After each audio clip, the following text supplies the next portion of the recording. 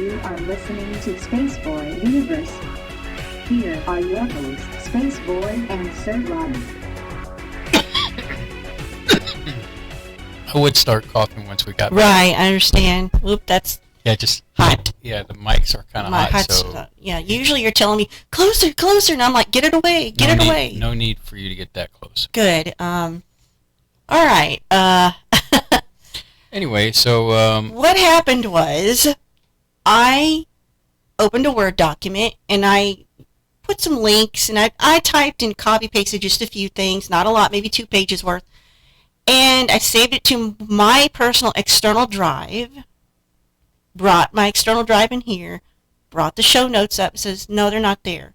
Take it back to the computer where I typed all this stuff on, and it says, no, it doesn't exist, so if you'll bear with me, I've got to go through all this like I'm searching it for the first time, but I remember all 3 websites that I went to, all the websites I went to get all this information, so I'm going to miss some stuff that I wanted to talk about because I don't remember, because I don't know what happened. It's just like, tonight is just like the glitch gremlin is all over the place, you know? So, but one of the first things I saw this 2 weeks ago when we weren't feeling it. It's mostly my fault we haven't been on the last 2 Saturdays. It's my fault because I've really been, you know, people say you're under the weather. I was under the weather and then the weather crushed me like a bug. So anyway. In all fairness, she's not the only one that's not been feeling well. I have been having this pain in my stomach for about over a month now, and finally my insurance kicked in. Yeah, and so you were going to investigate these and things. so I've got an appointment with a GI doctor, and hopefully we'll figure out what's going on there. So And you're going to do some stuff, and I'm going to do some stuff on my end with my problem, and that's kind of where we're at. And it's just got to be a point where we can't wait any longer. We've got to address this stuff. So anyway, the reality of the situation is, and give me a second to speak on my behalf, sure. Surlana, is that juggling work and then trying to keep my energies up because of feeling bad, and then trying to piece, the universe together is a big, daunting task, and I try to do my best, and I just really can't give it my all. I feel like the quality on my half is slipping because I don't have time to devote to the research like I used to. And you know how I am about my research. Doesn't matter what the topic is, But like I said, I don't see us stopping this forever. I think we'll pop up every now and then because we'll have something to say, But it'll just be more random and weird. And if you happen to catch us, that's great. If not, it'll maybe be, that's true, Kay. There's lots more time to do laundry when the show ends, but Kate, I've never forgotten that, and when you brought it up, the time when we were reflecting back on the beginning of the show, we could re-air that. Maybe we always crack up about how, Surlana has to do laundry. So okay, they're saying they're getting echo. Well, again, tonight's broadcast will be flawed with technical issues, so we'll get it sorted out by next Saturday. At least well enough that we'll end this all on a high note. Okay, so 2 weeks ago, a headline kind of caught my eye, but I didn't have time, of course, as usual, to click on it and investigate it. So I bothered to do that tonight. And this concerns 5G, the 24 gigahertz broadband that is supposed to be coming to our cell phones. And this is from arstechnica.com. 5G likely to mess with weather forecasts, but FCC auctions the spectrum anyway. So what does that phrase mean? So our U.S. Navy sent out this memo about 5G mobile networks. The signal is likely to interfere with weather satellites. And believe it or not, there's some senators who are urging the FCC to avoid issuing licenses to use this new spectrum of wireless to wireless carriers until changes can be made to prevent harms to weather forecasting. The FCC has already started auctioning off 24 gigahertz spectrum that's used in 5G networks. Senators Ron Wyden and Maria Cantwell wrote a letter to the FCC chairman, our friend and yours, Ajit Pai, asking him, please avoid issuing licenses to winning bidders until the FCC approves passive band protection limits that NASA and NOAA determine are necessary to critical satellite-based measurements of atmospheric water vapor needed to forecast the weather. So what's going on here is saying, these two senators are saying, selling off these airways could damage the effectiveness of our satellites, our weather satellites, and harm forecasts and predictions that rely on this signal to protect safety, property, and national security. And they chided the FCC for starting the auction anyway over the objections of NOAA, NASA, and the American Meteorological Society. All three of those entities say out-of-band emissions from the future commercial broadband transmissions in the 24 gigahertz band will disrupt the ability to collect water vapor data measured in the neighboring frequency band, which is 23.6 to 24 gigahertz, that meteorologists rely on to forecast the weather. And the Navy memo put out the same info, and they're referencing that memo from the Navy saying operational impacts from potential loss to NOAA, NASA, meteorological oceanography satellite data from the FCC spectrum auction for 5G, remotely observations Remotely sensed observations on water vapor may be degraded or lost due to the growing interference from the broader adoption of 5G. Naval operations will continue, but with probable degradation of weather and ocean models resulting in increased risk and safety of flight and safety of navigation and degraded battle space awareness for tactical and operational advantage. Dang. And you thought it was just going to turn you into a zombie. I So think there's real practical worries. Nethead was mentioned something in there that it's hackable. China can hack. Bob said that Yeah. in YouTube chat. It's China's going to hack it easier. So, and we're just such good friends with China. So, the spectrum is intended for mobiles adjacent to the spectrum used for weather operations. So they're too close together, and so one could interfere with the other, meaning that the more powerful one. The interference result in partial to complete loss of remotely sensed water vapor measurements, the Navy said. Expected that impact will be concentrated in urban areas of the United States at first. Affect the ability to forecast tropical cyclones as well as rain, ice, and snow. This is serious crap, They want the FCC to tighten out-of-band interference by reducing the bleed-over limits to negative 75 D, little d, capital B, whatever that means. Memo says the Navy should work with NOAA and NASA to continually assess and quantify the actual impacts.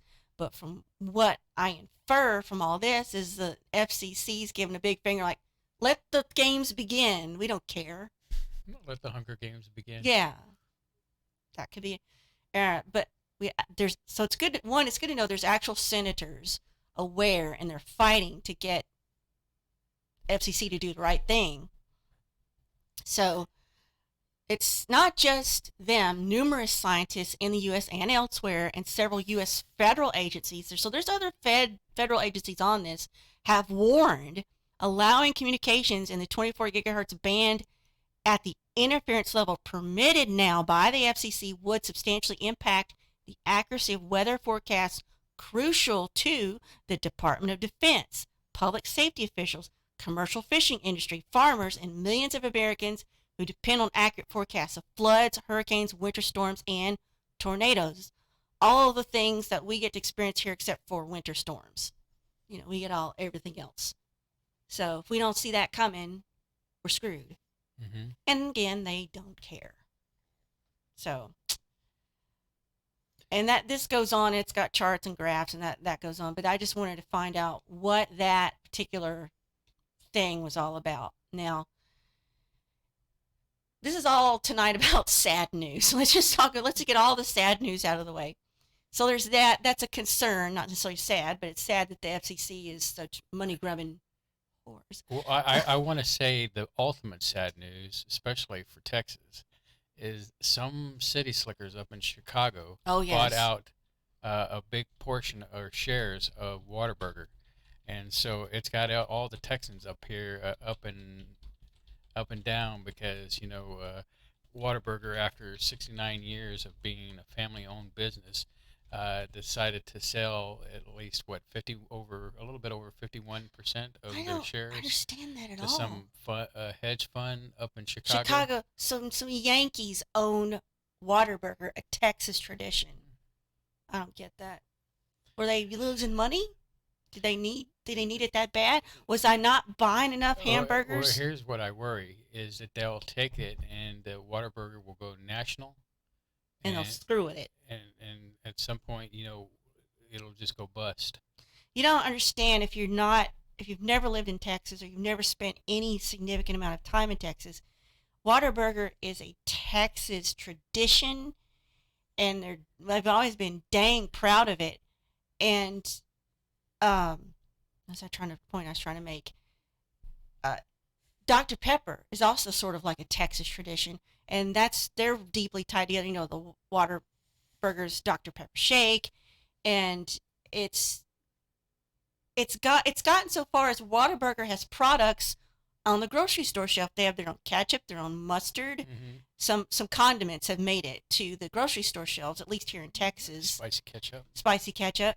So it's a freaking big deal in this state, at least. And there's Whataburgers outside of Texas or in the South. I know there was some in Louisiana before I left, but to go to sell it to someone else, and if they go and change it to like an In-N-Out or a White Castle, that's like, well, then just change the freaking name of it and don't pretend to be something you're not.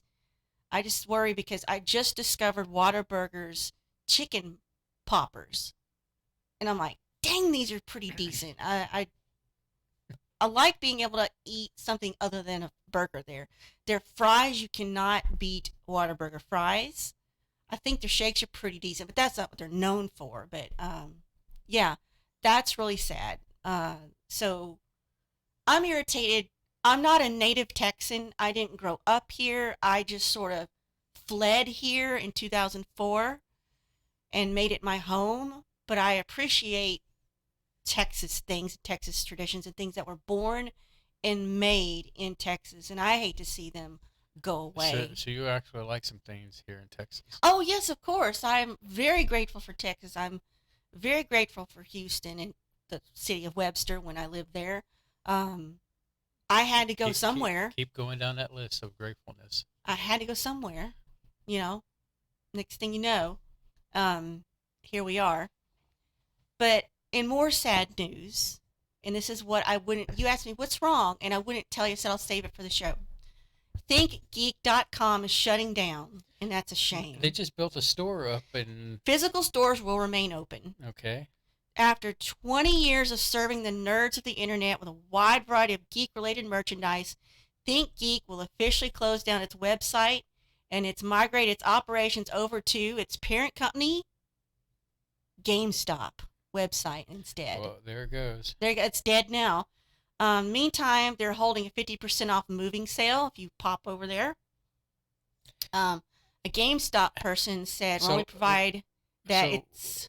I'm sorry to get ahead of the horse here, but so why would they close down a website? It's not like a storefront. Well, I'm trying to get to that. Okay, I'll shut up. A GameStop spokesperson would only provide the following business speak.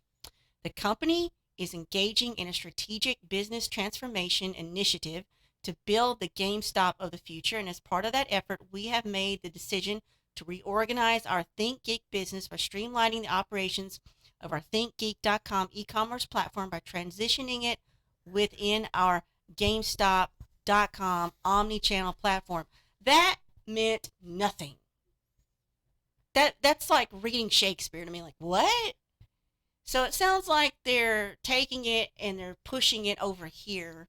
You know. Do you know who the CEO of GameStop is? No, I'm just asking. Never. So it boils down to the company is consolidating under one brand name. ThinkGeek site will shut down July 2nd. That is terrifically soon. You'll still be able to ship a curated selection of unique items historically found there. Company also says it keeps 40 plus physical retail stores because there's one up there close to, it's in Humble. Mm-hmm. We should just go. We keep saying we're going to go, but, you know, we're old and tired. So, ThinkGeek items will be available in the company's chain of GameStop stores. I think this is an effort to keep GameStop alive because it is no longer relevant anymore. So if they take their items that people love to buy and put them in GameStop, it'll force you to go to GameStop. Mm-hmm. Their official tweet said, "We at ThinkGeek have had more fun than a barrel of monkeys being the destination retailers for geeks. Today we're announcing we're moving back in with our roommates and parents over at GameStop. Click the link for more info about our big move." So GameStop acquired ThinkGeek back in 2015. They just bought them, you know, the back end out. So all the cold logic that justifies this decision, this person's writing this article says, I can't help but think that it's a real loss. And I agree. It's a real loss. It's been a delightful place to shop. It's been, I had a work colleague that I really respected, and he moved on to much lucrative greener pastures. Don't blame him. And so I got him a virtual Think Geek gift card, and he loved it. He used it within minutes of getting the email. So it's been a great place if you've got nerds in your life to just, like, here, you go figure it out. But the remainder of the brand will get wedged amongst the shelves, loaded down with Funko Pops, action figures, racks of video games. Hopefully, GameStop will manage to bring some of ThinkGeek's playful whimsy too. So, I'm thinking they're taking merchandise and they're going to shove it into a GameStop. Mm-hmm. So give me a moment. I'm really at a loss with my not having my notes, and I'm having to pick through everything like I did earlier. There's a lot of stories, but I'm not interested in so many of them. Yeah, I'm trying to find the ones I clicked on and really cared about. So thanks to close friend of the family, Leanne, which I'm going to call her out, she has gotten me addicted to a show on Netflix, which was on Fox TV, Lucifer. It has been kind of an interesting program, to say the least. And I have been binge watching it. At first, I love to sit down and share shows and movies with Surlana because usually it's like an act of God to actually make that happen. He's right. He's not lying. And the reason is because books exist. But the thing is that I equate that to, spending time with her. But apparently she's either too busy sleeping or too busy reading War and Peace, and so. Anyway, it was kind of like we were watching them, and then I just see, I can't do this anymore. I got to watch more. It's how I am when it comes to something good to watch, and I just soak it all up like a biscuit with gravy kind of thing. So that's been my binge watching show, that I've been watching. So yeah, she had told me about it over the phone. She said it was a Fox show. It was. And around season 3, things went wonky, and they decided to cancel it. And then, it seems to be what happens now is a show gets canceled, but people are watching it. Netflix or Amazon buys it and then finishes it off properly. I think that's what happened to this show. Well, part of it was it got a lot of backlash because they were painting the devil in a light that was like sympathetic and like. Well, it's not canon, if there is such a thing for the canon for the devil. No, it doesn't. It kind of borrows bits and pieces from religion and myth. It's its own thing, mm-hmm. So it's. When I started watching it with you, I was like, ugh, But I know it for what it is. Immediate, like 4 episodes in, I told you, and I told Leanne this over the phone, it reminds me of a slightly better budgeted version of Forever Night. Now, that's an obscure little show. Well, that's like a CW type of show. I think what kind of got us interested is we had just finished watching Good Omens on Amazon, and that was really good. Again, not biblical to canon if you're going by the Bible. But it's in that kind of irreverent, tongue-in-cheek of religion. I remember watching Forever Night, and I don't know why. I don't even know how I found that show. It's just, this is back when we had cable. This is like late 90s, early 2000s. And Forever Night was whatever his first name was, last name Knight, Knighe. And he was a vampire looking for a cure for vampirism because he's like, I have had enough being immortal. And he found a forensic scientist, at the local police department, and he was trying to figure out a way to cure him of his need for human blood to survive. Anyway, but getting back to Good Omens, the thing about watching something that has religious connotation to it, Good Omens was done, nicely done. It Yeah. wasn't like Well, it's based on Neil Gaiman's well, you book. know, it's so easy this day to take a point of view and stab it to death Hmm. against the other person who, whether it be make fun of somebody, but the Good Omens doesn't really do that. No, It's actually funny mhm. and tongue in cheek. That's on Amazon Prime Hmm. Video if you're interested in it, and the Lucifer is on Netflix. That's just basically what we've been watching, and seems like every time I look, you're either watching that or you're watching Meme Couch I on watch YouTube. well, Buff the Pro Buff, is it? Buff Pro, his Buff Pro. friend Buff Pro, Cinnamon Toast Ken's channel is what we're talking about. He's very entertaining. I mean, his laugh is infectious, and there's nothing better than watching. Someone laugh, So genuinely. so I went back. I've had this discussion with you about Patch Adams, and the connection to Star Trek, Oh, oh and yeah, and so that's a wound that won't so heal. I went all the way to the end to the where the credits start, and sure Mhm. enough, it's Rod Stewart singing that song, and the Isn't theme it? song to Enterprise, which End yeah, credits. it's the end credits on Patch Adams. So why does that get me upset? Is Well, because it's a terrible song. well, beside that, what makes me mad about that is they couldn't be original Enough to be enough to bothered. create an original score to for Enterprise. And so anyway, so I just thought I'd throw that at you while I was flipping through the multitude of entertainment stuff that we have on demand. Well, um, like I said, just I'm a little scattered, but I can kind of remember what I want to talk about. But I'm having to sort through all this stuff. But one of the things I just remembered, and I was going to talk about this a little later. Um, there's a documentary coming out, and they say it's coming out in theaters, but it seems really interesting. Framing John DeLorean is a documentary that makes Musk's Tesla all the more impressive. You're like, how are these two connected? Well, cars. Mm-hmm. It's got cocaine, hot chicks, sports cars, bombed out buildings, Margaret Thatcher, Ronald Reagan, FBI agents, and hardcore drug deals. And Dan Cortez. So that's how the son of former General Motors exec John DeLorean, who created his own car company, describes the story of his father's downfall at the end of his car dreams in the new documentary, Framing John DeLorean. So this seems interesting to me. Mm-hmm. It's a dramatic reenactment description that could easily be adjusted to fit Elon Musk and his electric car company, Tesla.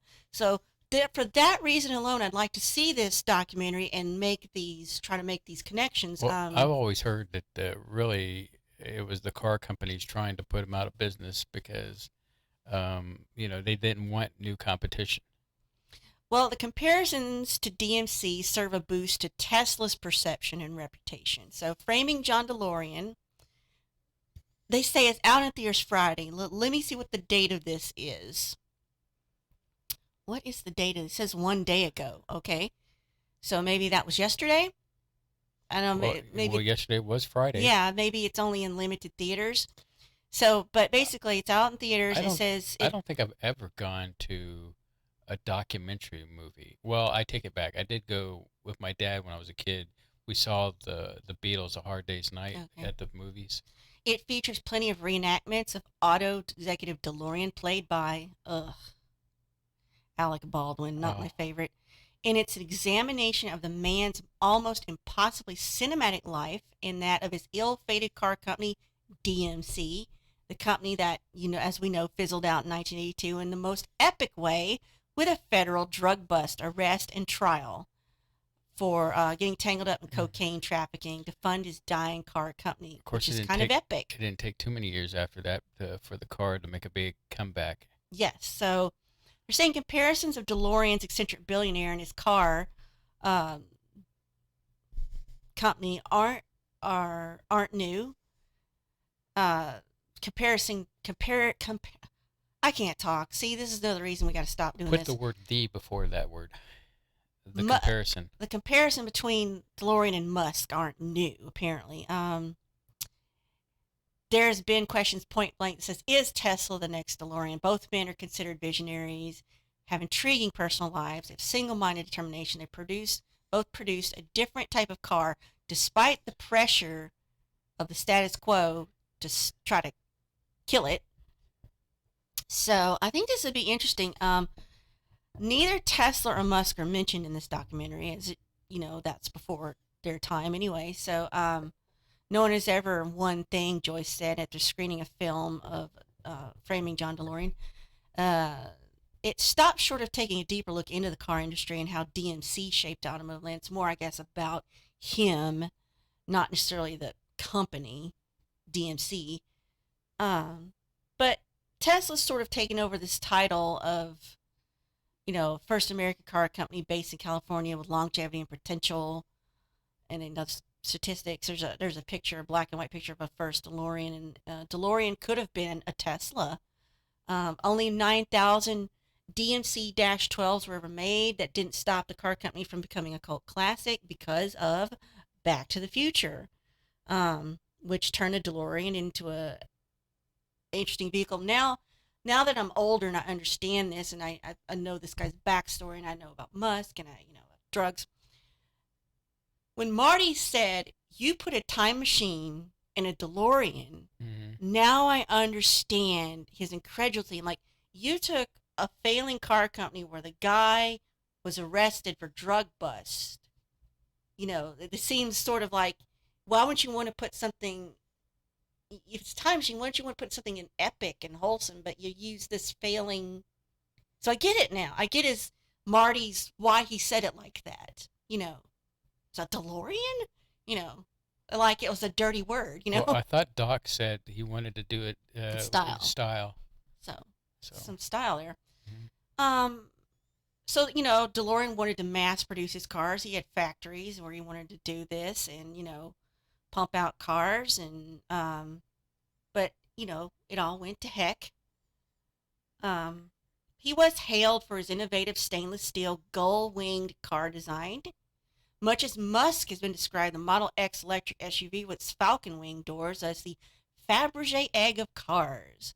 So, the Tesla and the DeLorean are both very much their own car. There's no other thing, and there's not another thing like it. So I kind of came to the conclusion. You know who Musk reminds me of? Tony Stark. Oh yeah, I'm sure the Stark character might have been a little tweaked because of that after the fact. DMC got that ultimate marketing push because of Back to the Future, but it was too late to save it by then for sales. Comparatively, Tesla is still garnering attention for its sedan and SUVs. They're still hanging in there. And it's not like the DMC company has gone away because it's now based out of up in just north of Houston. Yeah. What's left of DeLorean DMC is here or right outside of Houston. They can build you a new, what is it, new stock? Old stock. New old stock, yeah. Okay, I'm trying to look for my other... Well, how about this? I'll give you a break so you can... Okay, I'm cue them up. I'm start queuing them up. Twiddle your thumbs over there. No, I got to get this stuff up here. We'll be right back, ladies and gentlemen.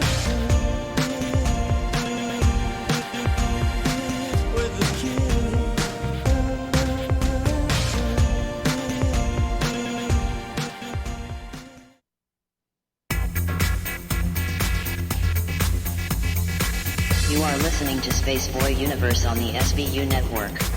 Explore the universe with Spaceboy and Surlana. Hey, Surlana! What? If Spaceboy Universe was cheese, would you eat it? Come on now, it's a simple question. Maybe? SpaceboyUniverse.com.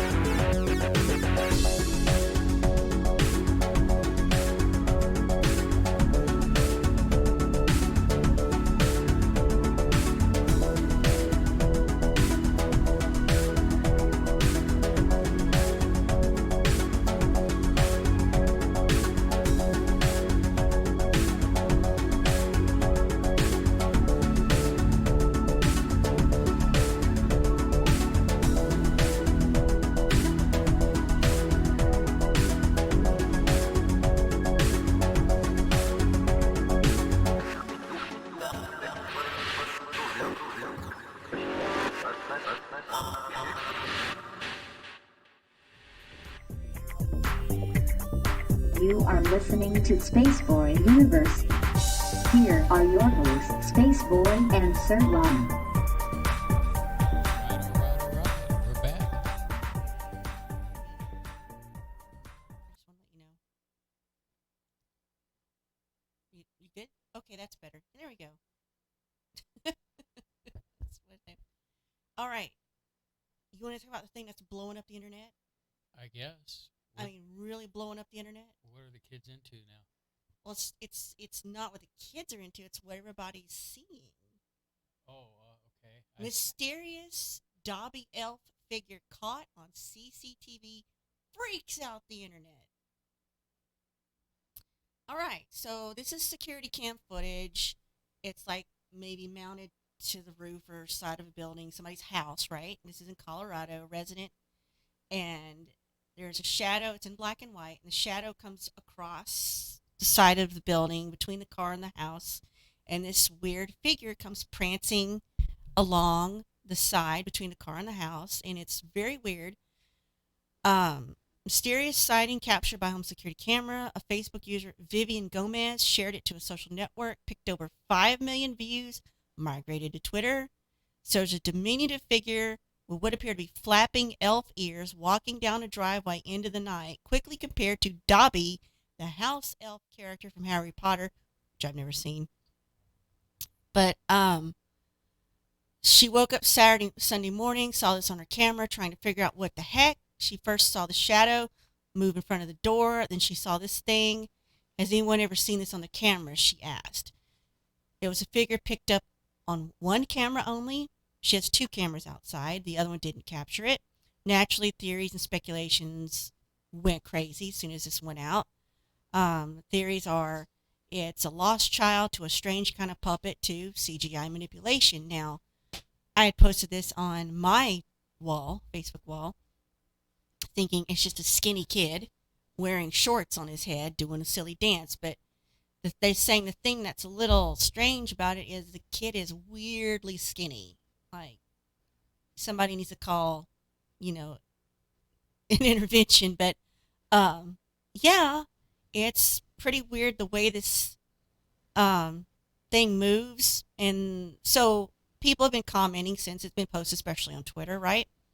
So let's say somebody said, you can see someone in the house stick their hand out of the window a couple seconds before the video ends. Looks like some sort of puppet to me. Seems like a thin child with pigtails. Pigtails are pretty clear in the Facebook post. Boys, people can see anything they want to see. So at any rate, oh, that sounds good, what you're doing there. I'm trying to get you. You're not close enough to the mic. Well, you told me to get away from it Well, earlier. initially, it looks like Anyway, please continue. And so, more people saying, seems it's like a child. It's a skinny child. And then somebody posted, it looks like a hatchback, probably a Ford Focus. So somebody's looking at the complete wrong thing. They thought the mystery was with the car. So, yeah. So if you've not seen this footage, go look for it. Look for, Dobby Elf camera or CCTV. Make your own conclusions. See what you think it might be, because it's freaky. If it's a puppet or whatever it did, whoever thought to do this, pretty cool. I don't know, because it's so weird and random out of the blue. Hey, why not? See, Did you see it? I saw the picture, but I didn't see any kind of video. There's video everywhere. I'll have to look at the video. The way this kid, if it's a kid, I'm just calling it a kid, the way this kid moves is so strange. He's doing this little jukey dance. It's like it's just completely happy, I'd have to see this video. Yeah. Go to my wall and scroll down. It's on there. So anyway, I'll come back to that while you're doing that and go on to the next thing. As usual, Mars continues to disappoint me, because I think it's got secrets, but no one will tell us, because they don't want us to know. We're on a need to know basis, and apparently we don't need to know anything, right? But let's look at what's going on with Mars. NASA actually shared this with us. NASA spots a telltale Star Trek sign on Mars. Now, what does this mean? Star Trek has a very specific logo. that's sort of a triangular shape to it. NASA's Mars Reconnaissance Orbiter, which zips around the red planet all the time, captured a mass of ancient lava rock that looks strikingly similar to the Star Trek Starfleet insignia. It's an insignia donned by the show's galactic explorers. Like, has anybody ever seen Star Trek that writes these articles? Lord. Looks conspicuously like the famous logo, and you'd be right, it's only a coincidence, NASA says. Sure, wink, wink. Had a realistic explanation for the geologic features, saying it's a complex story of dunes, lava, and wind. And of course, now, they put this on Twitter, right? Mm-hmm. So I guess Twitter's really easy to respond to for most people. And they go into the science of how this geological feature was put together. And I won't get into that because it's boring. What we want to get to is William Shatner. So, Shatner's on Twitter. He played Captain James T. Kirk. He was our original captain, if you follow that. So he's deciding to get some smack talk going. So if this is Star Trek, who is he going to smack talk against? Who's he going to smack talk against? Who's the rival for Star Trek? Mm-hmm. That would be Star Wars. Right. So Mark Hamill. So Shatner says, "Hey, at Star Wars, will you hurry up, you rebel scums? We beat you." And he links to the article about this symbol on Mars. But, keeping with the culture of Twitter, Mark Hamill responded and said, "Looks like a boomerang to me. #meh." And it doesn't show the response here, but Shatner responded to that too, saying, he responded to Hamill saying Hamill himself, "Don't be jelly," saying, "Don't be jealous because we've got something on the Mars and you don't, your franchise doesn't." But speaking of Mars and men on Mars and men from Mars, we haven't seen it, so we can't spoil it, so don't worry. But let's talk about why Men in Black International reviews are so negative.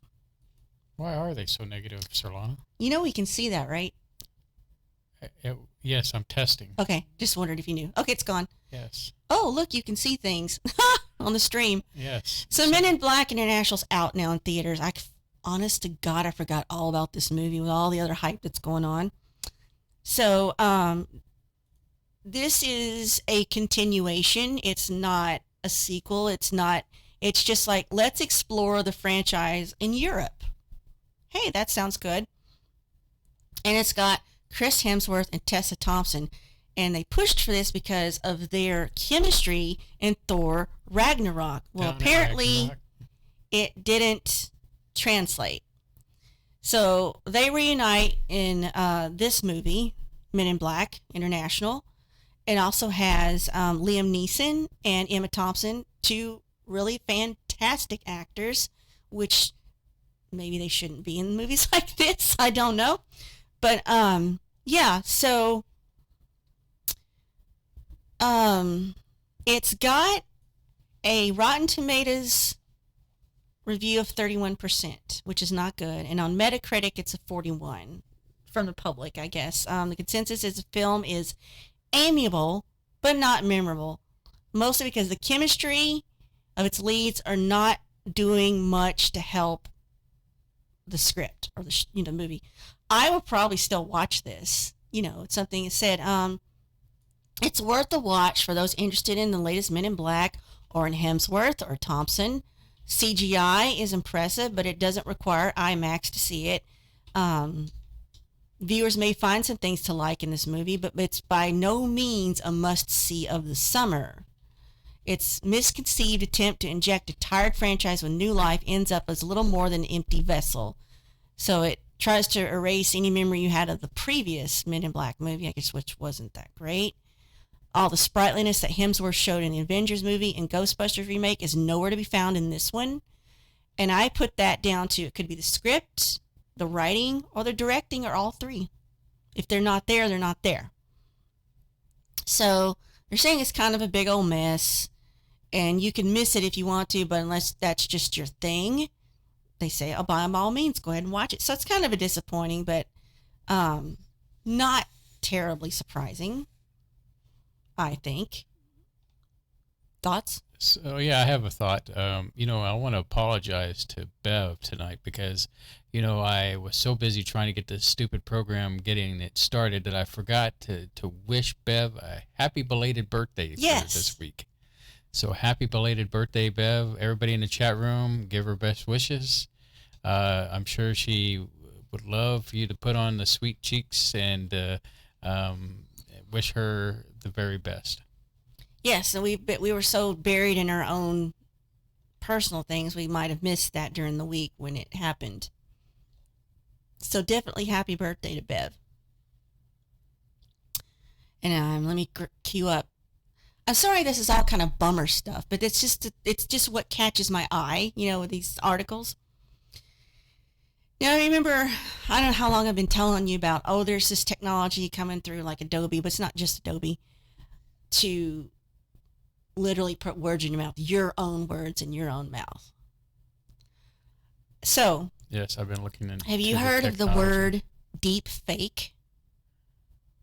Well, it describes that exact scenario, is a way to fake it to look and sound like you said something video-wise. Mm-hmm.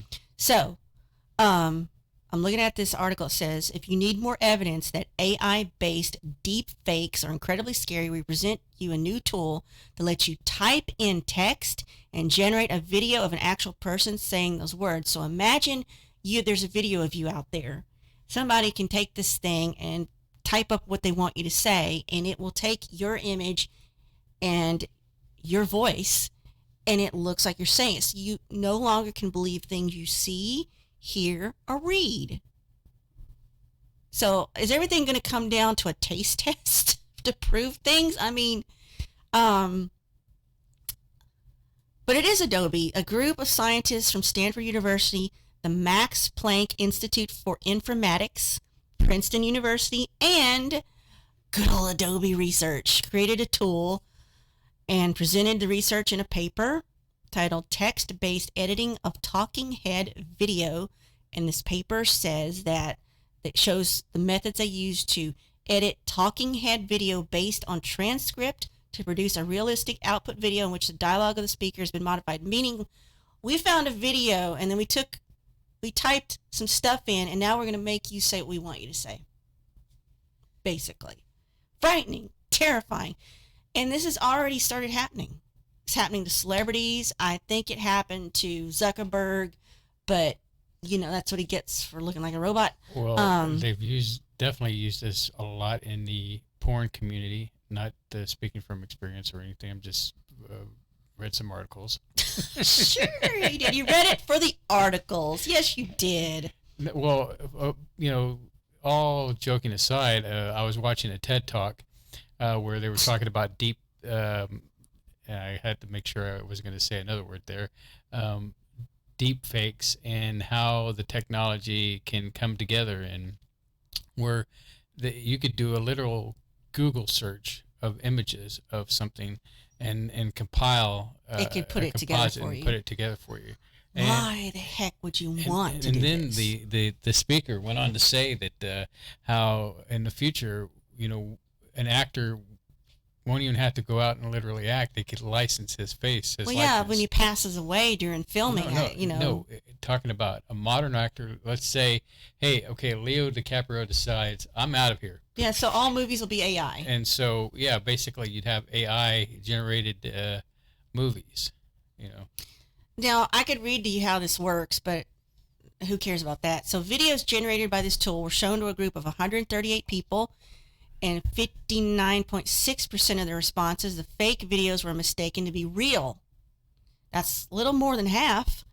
For comparison, the same group was able to identify real videos as real 80.6% of the time. The tool is not widely available. I don't care. It still scares the crap out of me. And what's the tool again?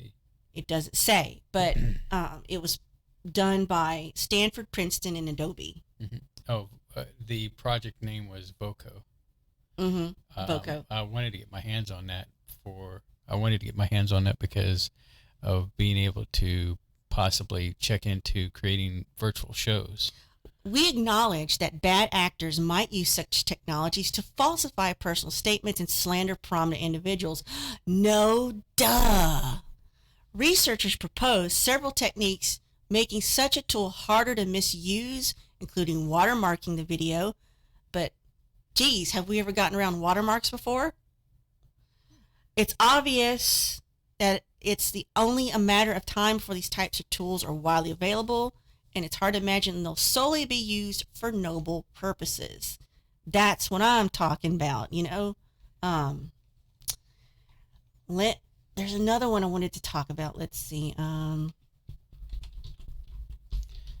another thing that I got to see through the TED Talk was how they were talking about how they had created this program for the Holocaust Museum, where they could take the words of the survivor, and then they took pictures of the gentleman and were able to composite together an interactive thing where you could ask the guy questions, and based upon his writings, he could respond based on what was said. It kind of reminded me of I, Robot with Will Smith. Didn't see it. Well, there's a scene where he interacts with, I guess, a professor that he knows that was able to replay or interact with him, and on a basic limited knowledge base of the way the professor would respond. So I thought that was kind of cool, kind of futuristic thing. Okay. That's a cool application of that. I'll give you that. But everything else terrifies me. It's what's going to happen. They're going to use this to make politicians say terrible things and kill campaigns and then ruin careers. I really don't think they need these things would make them look bad in the first place, because they already make themselves look bad. Yeah, but it's going to bleed out to the everyday person, and nobody stands a chance. Well, I'll be living in a bunker and have a rifle trained to anybody that comes near you. So anyway, let's talk about something stupid. Really, really stupid. Now, this is a video. I'm not going to play it, and I'm not going to, this caught my eye. Watch the crowd's stunned reaction after Apple reveals its new monitor stand will cost $999. I didn't click it, but let's say early in May, Tim Cook was telling graduating students that my generation has failed you, but at Apple's WWDC, I'm guessing that's some kind of convention, maybe, on Monday, it seems like he took one look at our collective empty wallets and said, better charge $1,000 for a stand. That better charge $1,000 for a stand for a $5,000 monitor. So, yeah. The monitor's $5,000, the stand is $1,000, is what I'm trying to say. Where do they get off? Well, I mean, when Apple revealed its latest Mac Pro at the conference, it was a conference, so unsurprisingly incredibly expensive, we watched as the audience, full of developers and press alike, clap willingly at the computer's $5,999 price tag on screen. And then again, when the display is shown to cost another $4,999. So you're talking about the computer, then the monitor as two separate expensive things. So it pushed its luck a little too far, though. So everybody was like, okay, yay, lots of money. As soon as it's shown the monitor stand, just the monitor stand costs a whopping $1,000. The audience was so shocked. The price flashes on the screen, and there's enough agitation that the presenter seems to rush just a little bit faster to get Tim Cook on stage. So the last straw was a monitor stand. So what does the monitor stand do? I mean, does it do anything? Does it wipe your butt? I mean, does it have some kind of glowing feature that when you turn off your computer, that it does some kind of light show, and out pops the frog. And Let's see. Let me click this link and see what they're talking about. Apple's new $5,000 monitor doesn't come with a $1,000 stand. Okay. Let's see. I'm seeing an animation that makes it go from landscape to portrait. what, the stand makes it do that? Mm-hmm. That's it. Wouldn't it be? You could always get a wall mount route and save a cool $800, which, lol, is what they're saying. Of course, you would be able to freely spin your $5,000 monitor around like a fidget spinner on its $1,000 stand. That's it. It easily rotates it for $1,000. Yay. You could see the look on Spaceboy's face right now.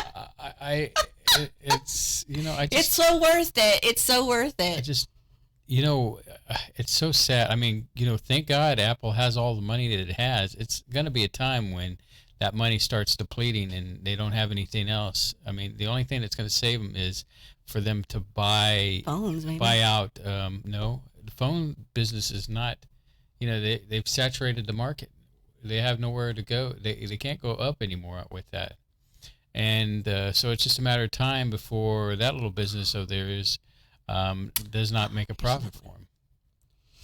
And I'm sorry about this being all over the place with topics and, being in our 6 topics. But like I said, if my notes had saved properly, I had it a little bit more organized to, tech, science, culture, But, oh well, I'm trying to recover this as I see these on these websites that I went to, okay? So before we go to break, I caught this and it made me laugh because I started doing this a while back and I kind of lost touch with it. So this is kind of funny. How the eerie drone of Star Trek spaceship's engine lulls people to sleep. Now you're thinking, what are you talking about? They're talking about Star Trek. They're talking about the Starship Enterprise 1701D's engine hum. There is a 24-hour loop of just the Enterprise engine hum for you to listen to fall asleep to, and I have actually done it. So,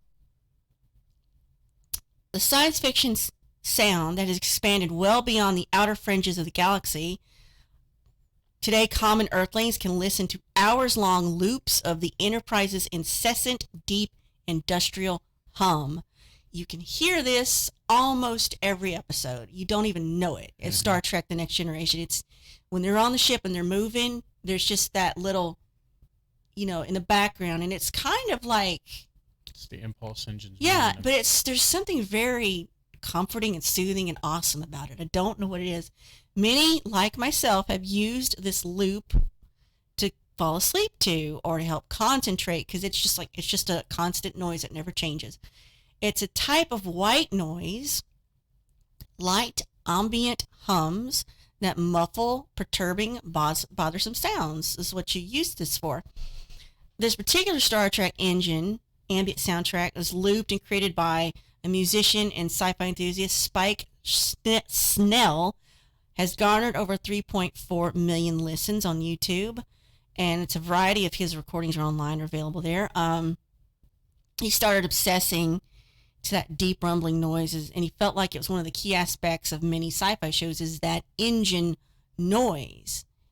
He never imagined at the point so many others would be interested in listening to that or similar sounds. It was striking a heavy chord.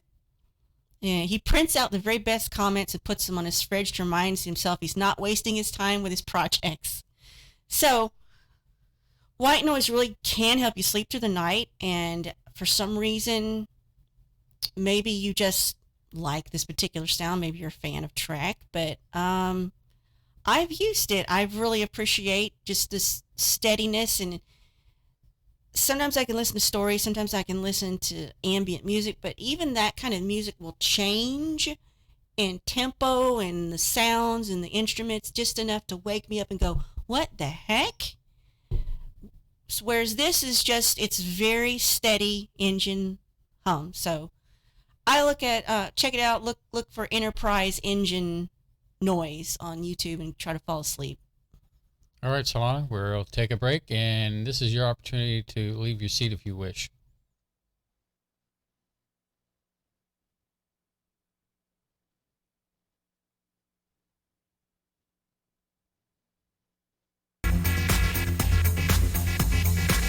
You are listening to Spaceboy Universe on the SBU network. Explore the universe with Spaceboy and Surlana. The epic battle begins this Friday. Direct from ringside at Laser Death Melt and Bot vs. Bot in Galaxy's 2-ton weight championship, where your challenger, Good Bot, will face the reigning champion, Bad Bot. You're terminated. Reserve seating starting at $30. 2-drink minimum, where ladies don't get in free. This is an SBU production. You're listening to Spaceboy Universe.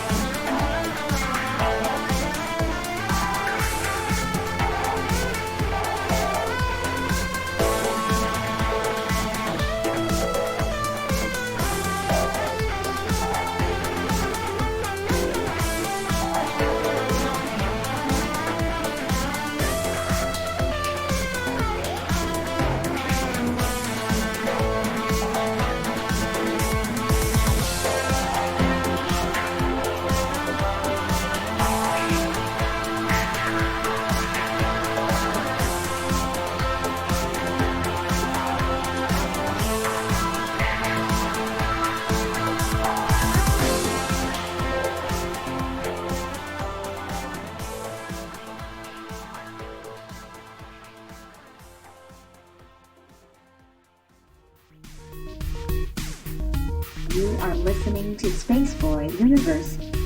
Here are your hosts, Spaceboy and Surlana. And we're back. And during the break, Surlana and I were talking about that show Lucifer, and Screen Rant had done, I guess, a video on it. It's not a video. Oh, it's just a list. A list. Well, Screen Rant does a lot of videos. Some of it's spoilers for us, so I didn't really get into it. So, let's see. I told you during the break that it's this year that Rise of the Skywalker comes out in December? Yeah. Yes. Well, apparently, there are some scenes with Carrie Fisher still in it, which I wasn't aware of. They didn't CGI her. Yeah.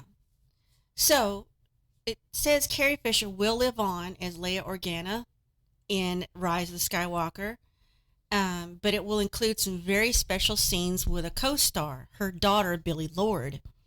So, when Fisher passed away in 2016, J.J. Abrams, who directed it, or has directed Skywalker, and his teams at Disney and Lucasfilm said they will not digitally add Leia to the episode, but what they would do, they'll piece together footage that they did not use from The Force Awakens for Fisher. So Abrams told the public that, they wrote around it, used existing footage. They tried to, sort of like a puzzle, and they were trying to, piece this together. And he wrote some scenes for Carrie Fisher's daughter, Billie Lourd, as Lieutenant Connix. She was 26 at the time. So JJ said he purposely had written her character in scenes without Carrie because he didn't want Billie to be uncomfortable with it, with her mom passing. But Billie came to JJ and said, no, I want to be able to have scenes with her, and I want for my children, when I have kids, I want them to be able to see her. So Abrams and Lord had some emotional moments while they were trying to film this, and she would excuse herself during the shoot and come back later. She got, emotional. This poor girl, Billie Lourd, loses her mom, and the next day her grandmother, Debbie Reynolds, Carrie Fisher's mom. And, my goodness, what a blow. So Abrams said there's an element of the uncanny, the spiritual in Fisher's scenes and her ubiquitous presence, and it's kind of got this magical feeling about it. Classic Carrie, it would have happened this way because it somehow worked, and I never thought it would. So you will get to see her mother and daughter scenes. And I don't know that they're playing mother and daughter in this. I don't know. But that might be worth watching the movie for right there, if for no other reason. Well, we'll see. Yeah, I know. You've got a very different feeling and take on things. Thanks to KK. You're not our K. I'm talking about Kathleen Kennedy. You're still a Star Wars fanboy. You still care about it, whereas I left that franchise behind 20 some odd years ago. I still think 4, 5, and 6 are classic. It's kind of like if a man came in to direct a Jane Austen movie, and man has directed a Jane Austen movie. Hold on. Let me finish my train of thought here. I'm gonna have some crackers. And they made Darcy out to be some kind of wimp. It's been done. And your feelings about it? I just didn't watch it. See? I just dismissed it. See? So you can kind of understand my plight. So, along that same line, right? Let's talk about what Steven Spielberg does in the dark. Does he have tissues? Shut up. Steven Spielberg, who hates Netflix. No, I know that's not confirmed, but we've been through that. He does. Steven Spielberg is writing a horror series you'll only be able to stream when it's dark. Huh. And it won't be on Netflix. Let me read you this first sentence, babe. I'm listening. Steven Spielberg may not fully approve of digital entertainment, competing with movies for eyes and accolades, but that isn't stopping him from writing a horror series meant to be watched on phones. So he is sort of embracing things, you know. The twist on this is you only be able to watch this when it's dark. How will it know? I'm sure they can like set the time when it can be released. So Steven Spielberg's After Dark will play out over 10 to 12 episodes, exclusively on Playboy channel? Quibi, short for Quick Bites. It's a planned platform dedicated to short-form video created by former Disney exec Jeffrey Katzenberg, former HP CEO Meg Whitman. Spielberg's already written 5 or 6 episodes, and Katzenberg said the Banff World Media Festival in Canada, I guess they showed it, or they're going to show it. He wanted the show to only be available at night, so the engineering team came up with a way to deliver each episode using an internal clock on a subscriber's phone. There you go. That's how they do it. A clock will appear within the app, and it will count down to the moment till the sun disappears, and then only then will they be able to watch the episode, and the series will then disappear from the app until the next night. Think of it as old school appointment television. Remember when you used to have to sit your butt down and wait, and if you missed it, you missed it. That's the way things used to be, you know. Spielberg said, I want to have a super scary story, and I want it to be fantastic. There'll also be 8 super premium productions, which are going to be short movies available on the same platform. The goal is to get 125 pieces of content a week for short films and short TV shows. That's 7,000 pieces of content in 1 year, if you add them all up. So Quibi is going to be one of these stranger streaming services set to launch within the next 12 months. Now, here's what we've got to look forward to in the next 12 months. Warner Media, Disney, and NBC Universal streaming. And Viacom are also launching their own streaming services. So it's almost like, sure, we got our a la carte, but boy, are they making you pay for it, you know. Because of all the different, you know. What we wanted was cable we could pick and choose, not, you know, platforms all over the place. And it's going to be $4.99 per month for ad-supported or $7.99 a month for ad-free. You know, that's kind of strange. Well, I've already said the only one I'm buying that's coming up Disney. is November is Disney Plus. I'll buy that. But as far as the other crap, no. And the first casualty of this is the DC on-demand stuff. Mm-hmm. I heard they've canceled their streaming service, so WB They couldn't possibly have enough content. It had some interesting content. I finally saw YouTube has the first episode of Doom Patrol, and it was kind of interesting. I kind of enjoyed it, but it just didn't have the oomph it needed, which is kind of sad, you know. In fact, I think I heard that Warner Brothers stayed out of Comic-Con this year. Really? Yeah, because I guess they were trying to quote-unquote restructure. So I think that's code for we don't have our crap together at all. And we're not ready to talk about it either. So, yeah. Trying to find where the other thing went I wanted to talk to you about. Not that big a deal, but it says Amazon Prime members, which you and I are, 1-day shipping has arrived. And I'm like, yeah, I'll believe that when I see it. They say it's here, 1-day delivery. But the thing is, it's not on everything. It's only about 10 million products. Isn't this basically Amazon Prime? But 1-day delivery. Hold on, not Amazon Prime. That's Amazon Prime now. No, this is going to Amazon.com and ordering something the same day. But it's not going to be just anything. There's only certain things. Just like Amazon Prime now, you're only limited to certain types of things because they can only put so much in a warehouse where you live. Well, here's my thing is, so you know how they charge you like $40 for Amazon Prime now to buy some stuff? Wouldn't the loophole around that be to just order Amazon Prime and try to get as much of what you would have gotten from Amazon now and then get it that same day? maybe not the same products are available on these. Like I said, the limitations of Prime Now is how far are you from the warehouse, and they can only get so many products in a warehouse. We're not that far from the warehouse. No, we aren't.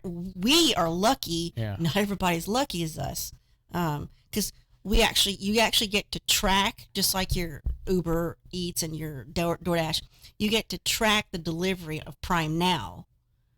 So like, let's okay, 2 hours from now, you're going to get this. That's like same day, but this is not every product. It's a limited selection. You got onto the subject line because I wanted to go back to revisiting our conversation about Uber, DoorDash, and all of them.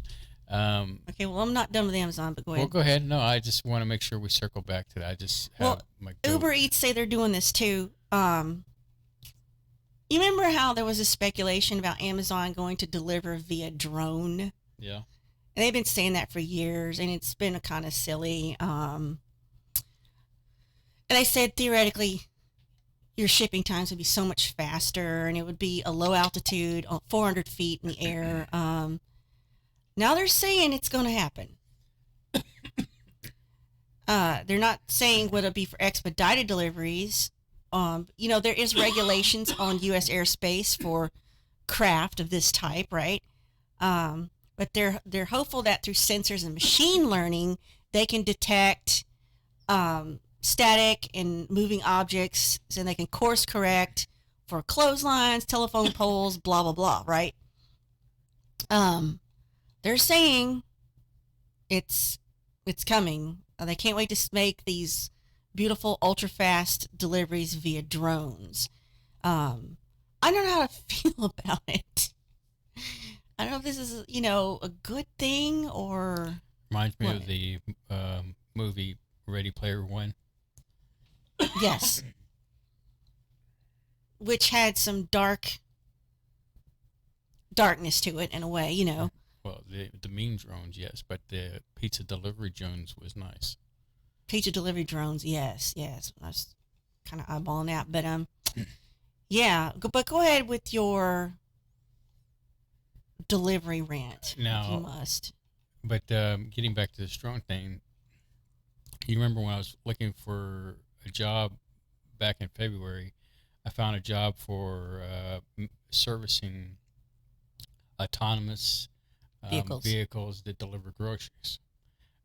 So, it's just a matter of time before we see these machines coming down the road and delivering stuff. And if, just like you were talking about, using automation to control these, and when we say automation, actually AIs that start controlling this and distributing and getting it all in order. So it's not unconceivable. What I'm trying to get point is that it could be like you do your order, and then within a few hours, boom, your order is there. It's the future is now, basically. Well, the delivery, it could be like you could get on Amazon and you order your things, and then somebody packs it into this thing, and this little thing drives itself to your. That's exactly what these vehicles I was looking. The only problem with that is it didn't pay enough. No, it didn't. It was like, oh, this is so cool, and then you'd have to get a second job to supplement that. But yeah, that's kind of weird. But and that was something that's coming to Houston. I don't know if it's coming everywhere, but that because we live in Houston, sometimes we get access to cutting edge things. Sometimes we get access to these delivery services that other towns may not necessarily get for a while, if ever. It's bonus of living it's here. Funny that when we first moved into this house, how we only had one place that delivered was pizza, and that's it. And we were like close to like 1 block out of their area, but they went ahead and delivered to us anyway. And now we have the option of going everything. Now, it's to the point where if only HEB delivered, which might be coming, we would never have to leave the house again except to go to work. So this leads into the wonderfulness of DoorDash and Uber, and my complaint is that when you order something, it could be like, okay, you order $12 worth of food, and then Uber or DoorDash is pretty notorious about this.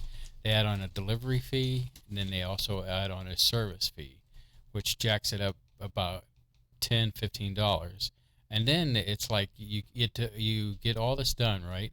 And then it asks you, how much would you like to tip the You're driver? like, I mean, at this point, you feel like, might as well you just get up and go. You just pulled my pants down and violated me with all these charges. You know, what are all these charges you're charging me for?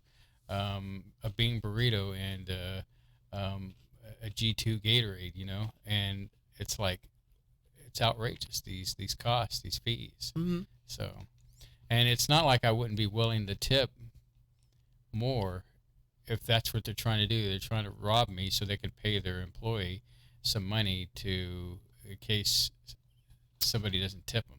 Yeah. It comes down to like, how badly do you not want to have to leave the house to go get something to eat? Mm-hmm. With you, it's quite often. Well, I actually got out today. I got my own lunch, late lunch.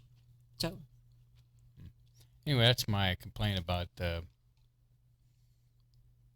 these delivery services. my YouTube app on my phone wants me to send Spaceboy Universe a $1.99 donation. Well, you should. It's a good investment. But it's stupid because it's coming out of our own bank account and then going right back into a bank account. Yes, you could very easily make a donation if you wanted to right now in the chat. Yeah, at the very bottom there's a little box that has a dollar sign on it, and you don't have to. I'm just saying it's there if that's an option you're interested in. Whatever. And what it does is when you make the donation, you can also make a comment, and your comment will stay up there longer, depending on the donation level you commit to. Mm-hmm. This is not a plug for doing it, but it's just it's there. It's there if you need it. Anyway, so I know we're getting close, but you could probably talk about this briefly. What are your thoughts? And I'm looking at an article on the Quentin Tarantino version of Star Trek. Well, there's going to be a lot of swear words in it. William Shatner isn't concerned about Tarantino's Star Trek using profanity. What's he got to do with it anyway? Is he just because he's the father of it? He's everybody looks the Godfather to the Shat as the guy. He's the Godfather of Star Trek. Well, it says he doesn't get why some fans are so concerned about profanity.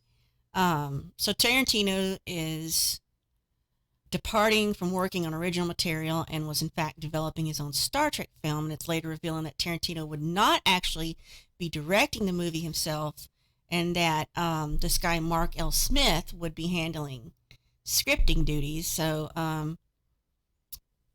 what does that leave Tarantino to do, if anything? So we've been used to mostly just a PG-rated version of the entire Trek universe, right? Mm-hmm. So Tarantino confirmed his take on Trek would indeed feature R-rated content, lots of F-bombs. Now, if this is McCoy saying it, that works perfectly. An announcement's caused a lot of fans to shake their heads in disapproval.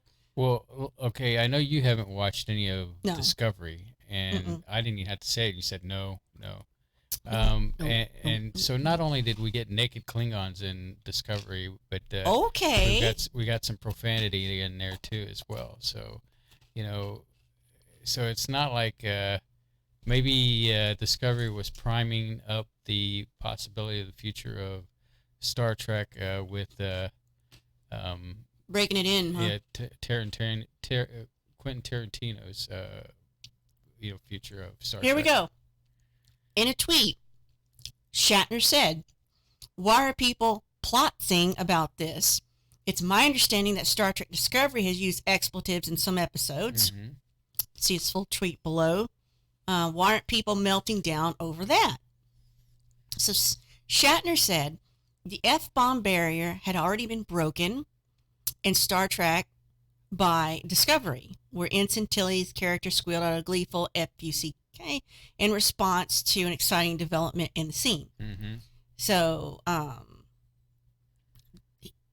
some expressed some dismay about this after years avoiding gratuitous displays of profanity. But if people are more upset over Tarantino saying his Trek will be loaded with profanity, it may be because he seems to be promising more than just one or two F-bombs, but a total shift in tone from what is considered traditional Star Trek. Well, given what they've done to Trek since 2009, I don't give a crap. Go for it. That's not my Trek that's on the screen. It's not about my universe. It's not about me. Do what you want. I don't care. Ain't gonna watch it, so good luck to you. Well, I might, depending on who's in it. I'm kind of wait and see because it's sort of an oddity. And that leads us to what I feel like is my Trek now, and that is the Orville. Oh. And I'm gonna have some crackers while you talk. And despite the fact that I have Surlana's coworkers at her job telling her that, yeah, it is Family Guy in space. It's not Family Guy in space. It is a great show. It's what Star Trek should be, and that's why they've been so successful. I mean, and I can't get enough of it. And whenever I get a chance, I turn into watching Egotastic Fun Time on YouTube to catch up and find out what's happening in the Orville universe, and some great stuff. They just should divorce me and marry the Orville. Well, you would do it if you could? Well, I mean, if Kelly was there, yeah, that'd be great. Mm-hmm. Yeah. Far out. This is interesting. You and I like Rick and Morty, and you're the only other person I know that will admit watches it and enjoys it. I'm the one that made sure you started watching it because of the... I can't get anybody else to admit they watch it or like it. That's my issue. So I don't have anyone to discuss it with other than you, because like I said earlier today, geez, all we have is each other. That's it. So do you remember this one scene? I think this is season 3. Morty's Mind Blowers. That was season 3, where he goes back and views one of these memories that had been erased because it blew his mind. Right. Where he asks Rick, make me a device so I can hear what animals are saying. And everything's pretty normal until he listens to the squirrels. And the squirrels are plotting world government level crap. And they figure out that he can understand them. So that was a classic moment. So they're saying, what were these squirrels talking about? It was one of the bleakest episodes, where they ended up, he's like, you messed with squirrels, Morty. Now we have to change universes. We only get 2 more of these shots, So he knocked the squirrels out for like a few minutes so they could escape. So it's sort of a riff of Interdimensional Cable from season 1. So Morty goes exploring in a room full of bad memories that he finds. And he just say there's a lot of them. And one of these memories is him talking to squirrels with this gadget on his head. And it's Dr. Doolittle style, right? So it's very pleasant until he hears these 3 squirrels on this tree talking, who are conspiring to destabilize the economy of Argentina so they can install a more compliant regime, and they plan to pick a new pope. So this is like all conspiracy level stuff, The squirrels realize Morty can hear them, and they start swarming him, and they chase him back to his house, to the garage where Rick is doing whatever. It's a little jab at the conspiracy theorists, but it's also genuinely creepy because the squirrel army starts to overwhelm Morty. And, they're saying it's doubtful the squirrels will return in, the future plots, but it's one of the more bizarre mythologies of the show where, I like it. They take something you think is stupid and innocuous, like a squirrel, and they're actually these really super intelligent beings manipulating the world around you. So it is coming back. It's coming back in November, season 4 of Rick and Morty. And if you're a good person, you're a nice person, and you like only nice, happy things to happen, and you don't want to hear about any bummer things, don't watch this show. This show is all about darkness and nihilism and this guy's ego. And his excuse for not caring about anyone or anything is that, why should I care about you? There's an infinite number it's a multiverse. There's an infinite number of everything, and if you die in this one, I'll just go to a universe where you exist and hang out with you there. So it's a very strange show. We'll be right back.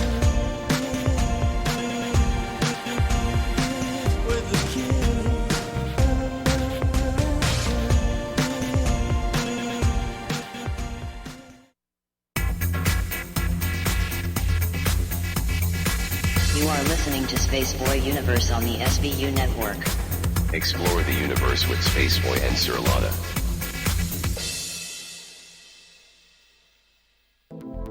Greetings, Space Cadets. Let's see what's in the sky tonight in the Spaceboy Universe. Tonight, in the eastern sky, we have Spaceboy Universe rising above the horizon in glorious splendor. And in the west, we can see Surlana's Majoris, which is visible at 9 p.m. Central Standard Time, just below the K28 belt. So keep your eyes on the sky and listen to Spaceboy Universe.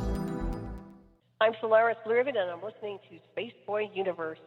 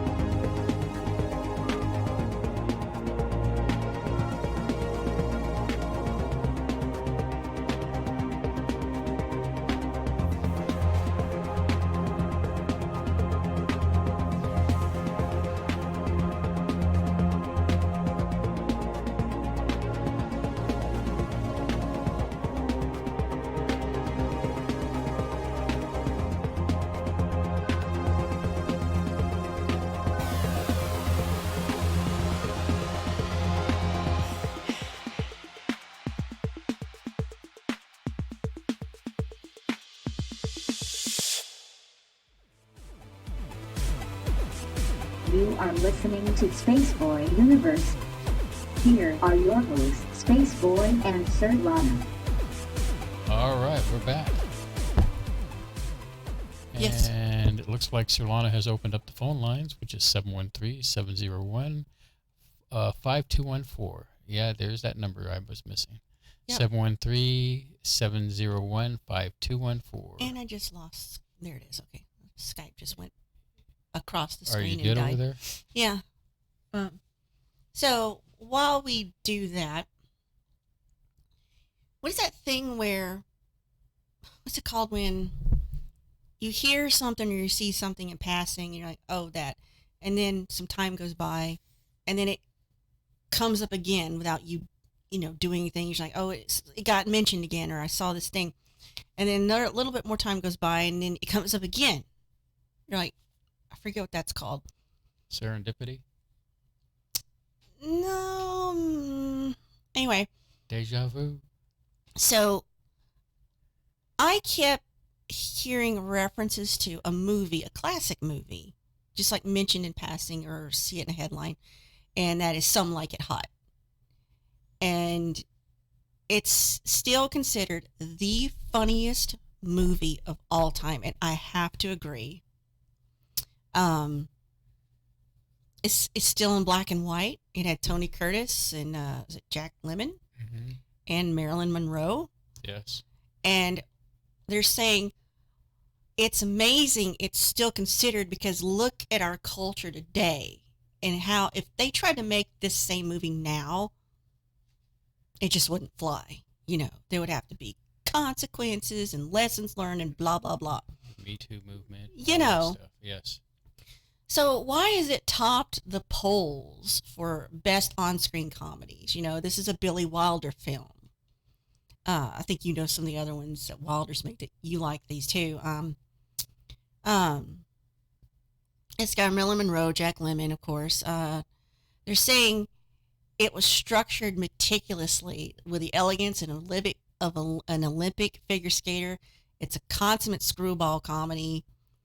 Okay, I think Bev is calling. We don't hang up on her accidentally. There she is. I think you're going to have to unmute now. Hold on, Bev. Let me unmute. Hold on, Bev. I'm starting to hear you. You there now? I am here. Okay, there you are. I had to mute the sounds on this computer, but now we got it back. We're juggling around here. Yeah, I had to juggle this. Aw, I know you've been doing a lot of juggling tonight. Jeez. Yeah. I was like, oh no. So, inquiring minds want to know what kind of cake did you get? Chocolate with vanilla frosting. Nice. So it was frosting, not that butter whipped cream. Buttercream, yeah. Yeah, Bob makes his own. It's made out of confectioner sugar. Bob makes his that's own buttercream. Nice. Oh, he's good.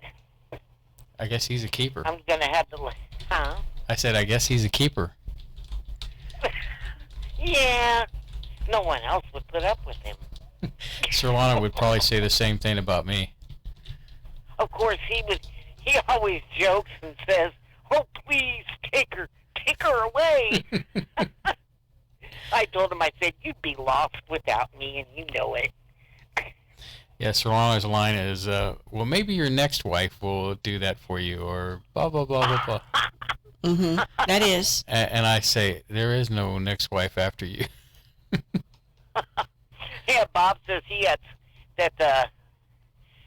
sucker rolled across his forehead twice. On his second marriage. I said, well, second time's charm, isn't it? So was it a good birthday? Yes, it was.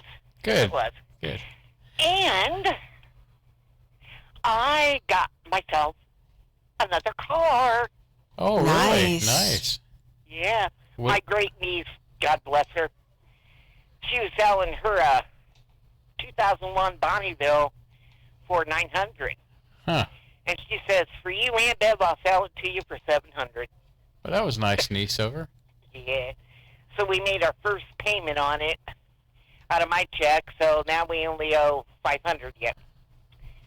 Cool. So you're getting around now, huh? Well, I have to wait till Bob gets his check so we can get 30-day tags for it. Gotcha. Mm-hmm. Is there some rules that just in one state or another that you cannot sell a car to another person? Even if it's your own car and you got the title and everything, you cannot sell a car for like $1 or $10. You have to put like a value on it that's greater than. Well, the workaround on that is usually you gift it. Oh, okay. And that's how you get around that. But you know, you don't. Yeah. I'm not giving lawyer advice here, and I thought I heard that No. somewhere. don't quote me on that. Well, But see, we know a gal that does notary, so we're going to go over to her house tomorrow, and she's going to notarize it for us, the title. So, That's bless her good. heart. She used to live beside us, and she's like a daughter to me. you know, Bev, both you and Robert have been in my thoughts a lot lately because y'all have been having a lot of weather up there in Ohio lately, haven't y'all? Oh, yes. Oh my gosh. Our there's train track behind our house, and then there's a wooded area. Yeah. And by the train track, there's like a Sorry. big dip or ditch or something, and it was full of water. I mean, it was, and the wooded area had water in it, and there was a couple ducks out there in our wooded area behind our house. Oh, it was, and oh yeah, we've had rain. I told Bob's aunt, she posted a thing on Facebook about the rain, and I told her, I put in there, yeah, we're going to have to build us an ark pretty soon. So we got, is it flash flood, honey, or just flood warnings? But we got, I think it's flood watch until 4 a.m. this morning. Oh, so it's still going on, huh? Oh, yeah. I mean, it's been raining off and on all day. It's been such a dreary day. Golly. But here coming up, we're going to have the dry spell. Woohoo! We've I don't know actually how to had. act. Well, no, we have dry. It did shower today, didn't it? Yeah, it did. Yeah. Oh, really? Thunder shower. Wow. We were supposed to have a thunderstorm, but all it did was rain pretty heavy, so. And I was so proud of our Dino. He don't like going out in the rain. He Yeah. hates it. But he did today. I guess it all depends on how bad he has to go. I was just gonna say, when you gotta go, you gotta go. Yep. And he does his business and gets right back in here. He hates the winter too. He don't do well in the cold, but then neither does Mom and Dad. But yeah, I can't wait to. And my niece and her husband, they live outside of Fostoria in country, and my great niece called yesterday and told us that they're taking the car over to her mom's house, my niece. My great niece lives in Port Clinton, and that's about an hour away from us, a little over an hour. But, so she took it over there, and I drove it home, and Bob followed me, but I didn't have any license on it. I guess he was your wingman, huh? Yeah, but she wrote me out a bill of sale on a piece of paper, just to be safe.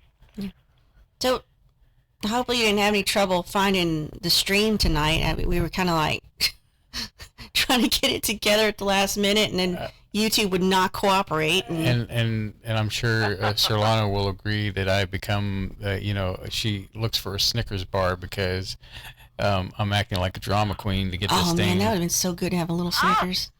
to get the show running. And I was like, "Did you do this? Did you do that? Can you hear this? Can you hear that?" I was like, "I'll just stay calm, just stay calm." Yeah.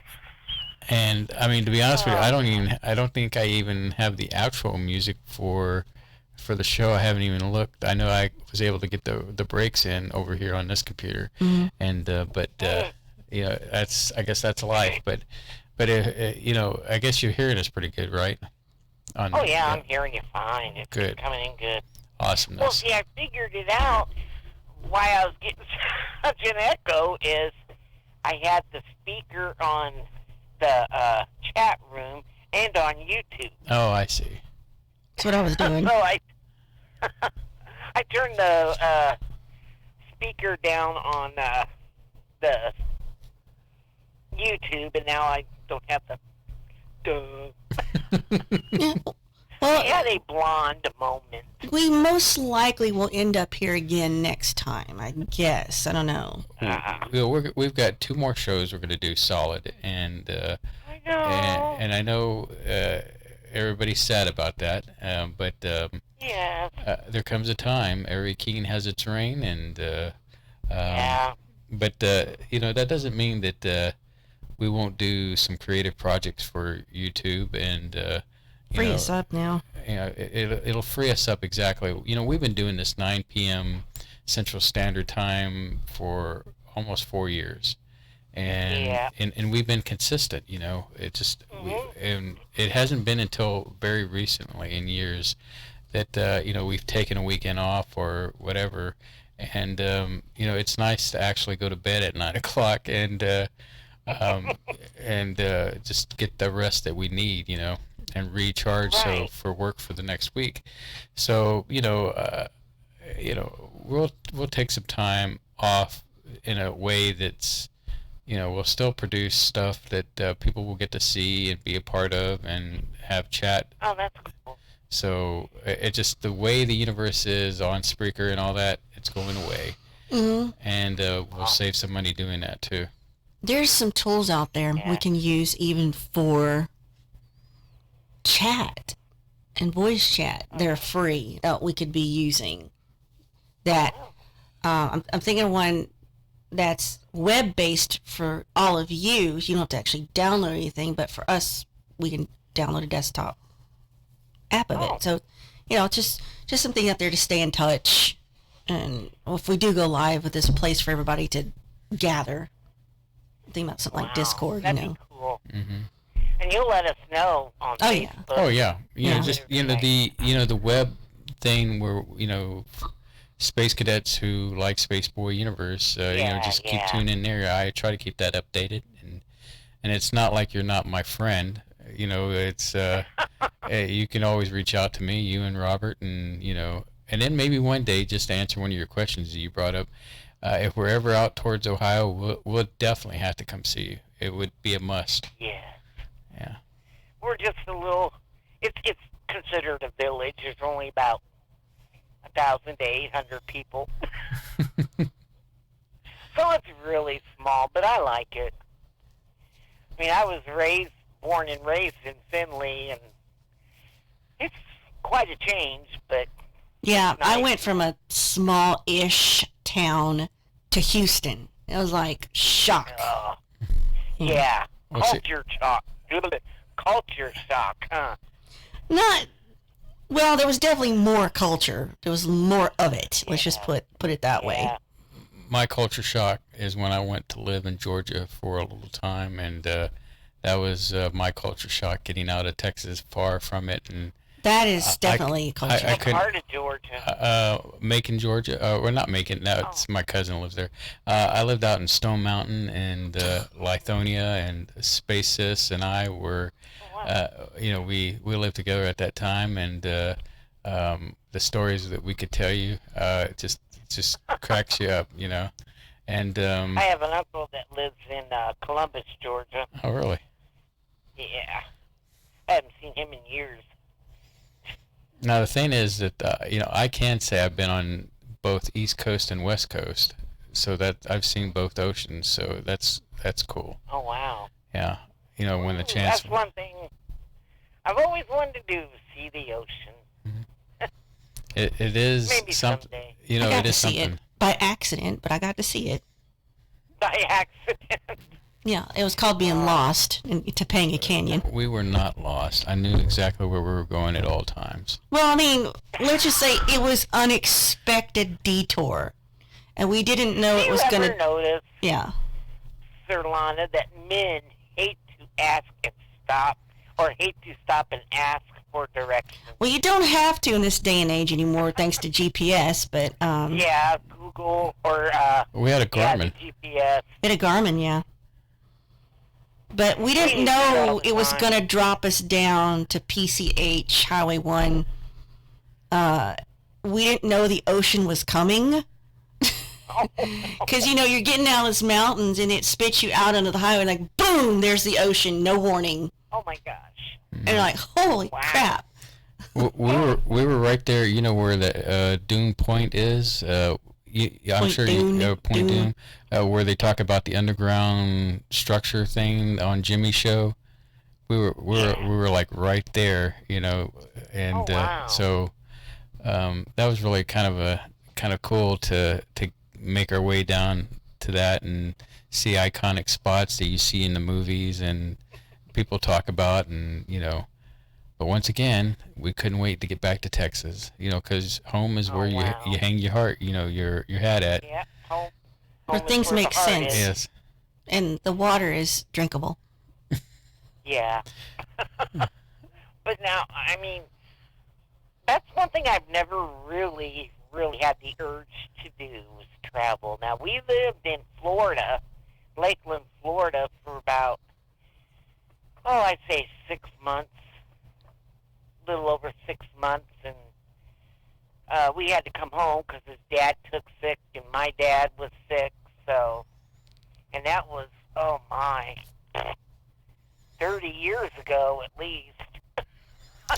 Okay, so pop quiz. In your neck of the woods, do y'all have like a burger joint that's very popular in your state or at least in your area? Oh, we have McDonald's, we have Burger King. So you don't have a specialty burger restaurant that's unique for your area? Well, I don't know. Just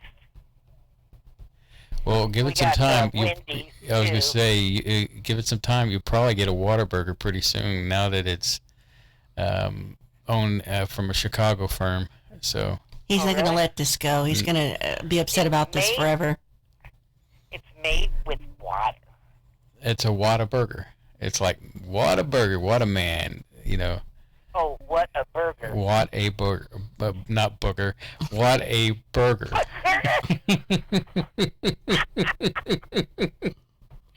Oh, Forgive me, God. Bev. It's late. I'm getting discombobulated. Yeah, it's getting close to that time. That word.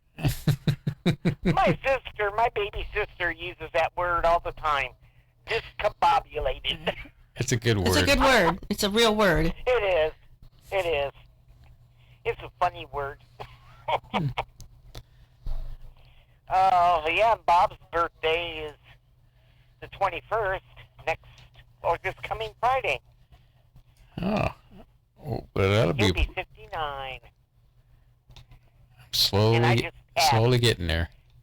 Yeah, I just passed 60. I'm 61. You robbing the cradle? Yeah. Him and my sister, my baby sister, are the same age. Oh, but yeah. Well, I Bev, told him, what, I said, man, I can remember when we were kids, and we all thought 60 was like ancient. yeah. And now it's like, just another year. I Wow. looked at my age when I was a kid, and my grandfather. I have memories of my grandfather being just about 50, and so it's kind of like it's a weird thing. But Bev, before I let you go, I just want to let you know that no matter where we end up, we're just a message away, and you are friends to the end. I want you to know that we love you to death, you and Robert, and y'all both hold a special spot in our hearts. And as you know, and I'll tell the audience right now that you're on our special list on the homepage that goes out to special thanks to certain people. Not everybody has that spot on there. And even you're mentioned at the end of the show, which I wished I could play the credits tonight, but I couldn't find the updated credits. So I'm just trying to share some love with you and let you know that we do think about you off the show, and not in a creepy way. So, I hope not.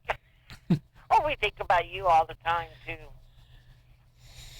And you guys and all my friends and family, they're always in my prayers.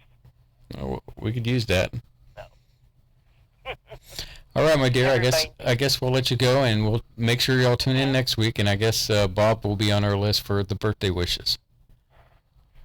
Okay. All right. I love you guys so much.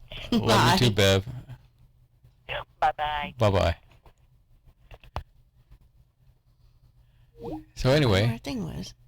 did we get there? Yeah. Got Okay, it. just checking. Yeah, Lithonia, Georgia. Lived there. In fact, they used to shoot a TV series in the heat of the night out there. Yeah.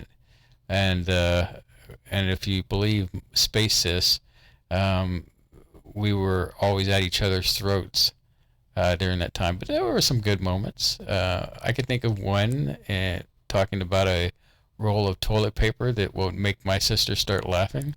And good times. But anyway, I do remember when we lived there, I had the worst bit of flu that I drank some Tylenol to help me out. And I was like on the verge of hallucinating. And my bedroom was above the garage.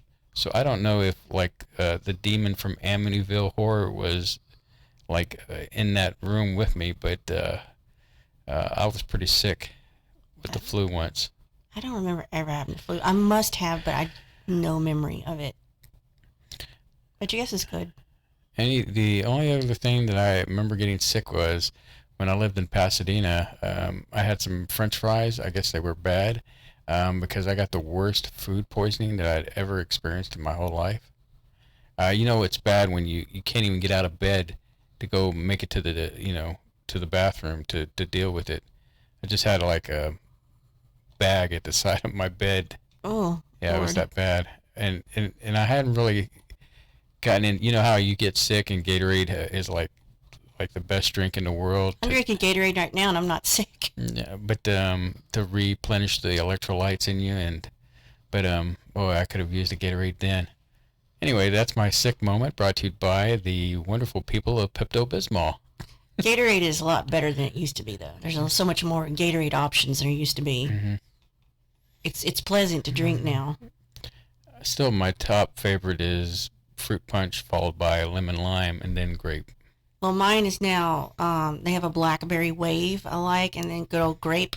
Well, they also have what is now G2, which is like Yes. sugar. I'm drinking a juice, G2 grape right now.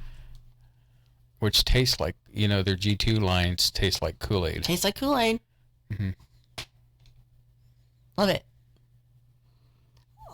Did we not address this often enough? Will Spaceboy music be back periodically? Oh yeah, you can't keep a good man down. Well, she says that, but I know I'm due to probably do a show, and If I would finish your videos, there would be a video concert. One of your songs is so long. I was trying to come up with some video content for it. It broke me. Your song is too long. It just broke me. I couldn't finish it. But to answer Kay's question of the night, yes, there will probably be some more periodic Spaceboy music, and it'll be on YouTube. So just remember, no more Spreaker. No more Spreaker. We're done with Spreaker, and then we'll be done with this show. So Surlana, when something's dead to me, does it stay dead?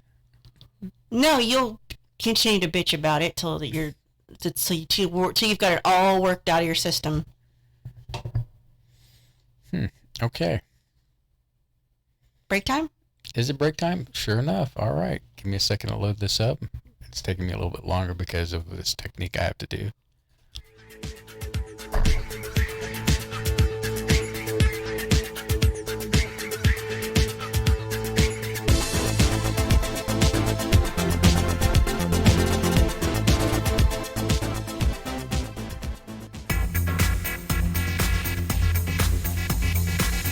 are listening to Spaceboy Universe on the SVU network.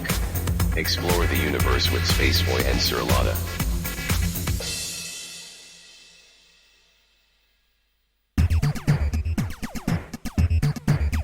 Get your game on Spaceboy Universe.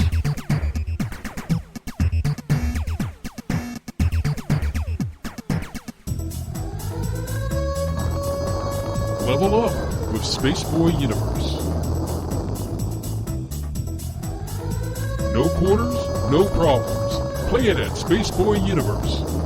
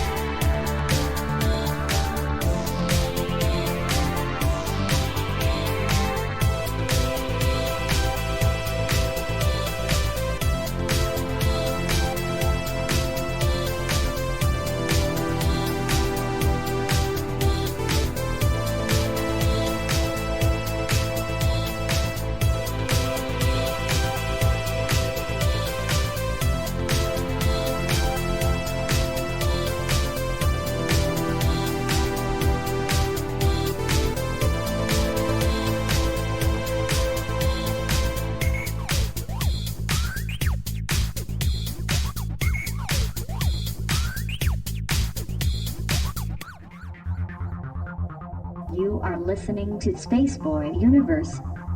Here are your hosts, Spaceboy and Surlana. Not a whole lot left. I couldn't recover most of the things I had saved in this document that doesn't exist. But I saw something that caught my eye. You are kind of maybe obsessed is not the right word, but you've had your eye on some things that are like slightly downsized versions of old school arcade games, Yes. boxes, Because it cabinets. couldn't afford the big one. Yeah. Well, now there's one that's small enough to sit on your desktop, but still bigger than, probably about as tall as this monitor, maybe. About this size. Save $20 on these mini 1980s inspired Tempest arcade games. So, they've got the game Tempest for $99, which was originally $199.99. Mm-hmm. I guess they're actually playable. Yes. Similar cabinet-style arcade games. I know our Walmart has had a ridiculous one. I wanted the asteroids one, but yeah, it's like it's like for teeny people. You could tell it's geared toward people like you would have probably as kids or grandkids, because it's supposed to be sitting really low to the ground. If I had a kid, they would not playing this thing. These kids ruin everything. So it takes a rechargeable lithium-ion battery, charges via USB. Can you imagine? Everything you loved when you were a kid is shrunk down to this size and powered by a USB. Same game. Boy, have we come a long way, right? But $100, I could see you getting something like this. But I would think you probably want something more closer to full size. But if you were to bother, Walmart has the PlayStation Classic on sale for just $30. No. Is this a replica or a real PlayStation? No, it's a retro-inspired. Okay. Yeah, it's like the Nintendo Classic. Well, that means it's probably already sold out by the time I saw this link. So I bet it's gone by now. I wasn't impressed with the list of games on the PlayStation Classic. Yeah. They said the only one who's done the retro console right has been Sega Genesis. That's the one to get, because they hit they got the right games, the right look, and I guess the right inputs or whatever. Right. So Controllers. I don't remember anything about Sega. I played Sonic maybe grand total of twice in my lifetime.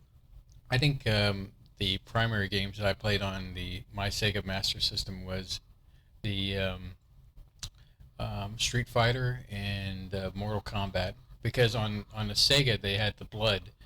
Nintendo didn't. It had its. Well, Nintendo's a family-friendly console. It was grayed out. The blood was gray. Yeah, that's weird, man. That's pretty weird. Gray blood. Mm-hmm. And I think they disabled the fatalities in the Nintendo system. Well, Nintendo's all about family and children, So, I was asking you about what this thing was, Keanu, where he was and what he was doing, but he was at the E3 event for Xbox, because you told me they're using his likeness in a game called Cyberpunk 2077.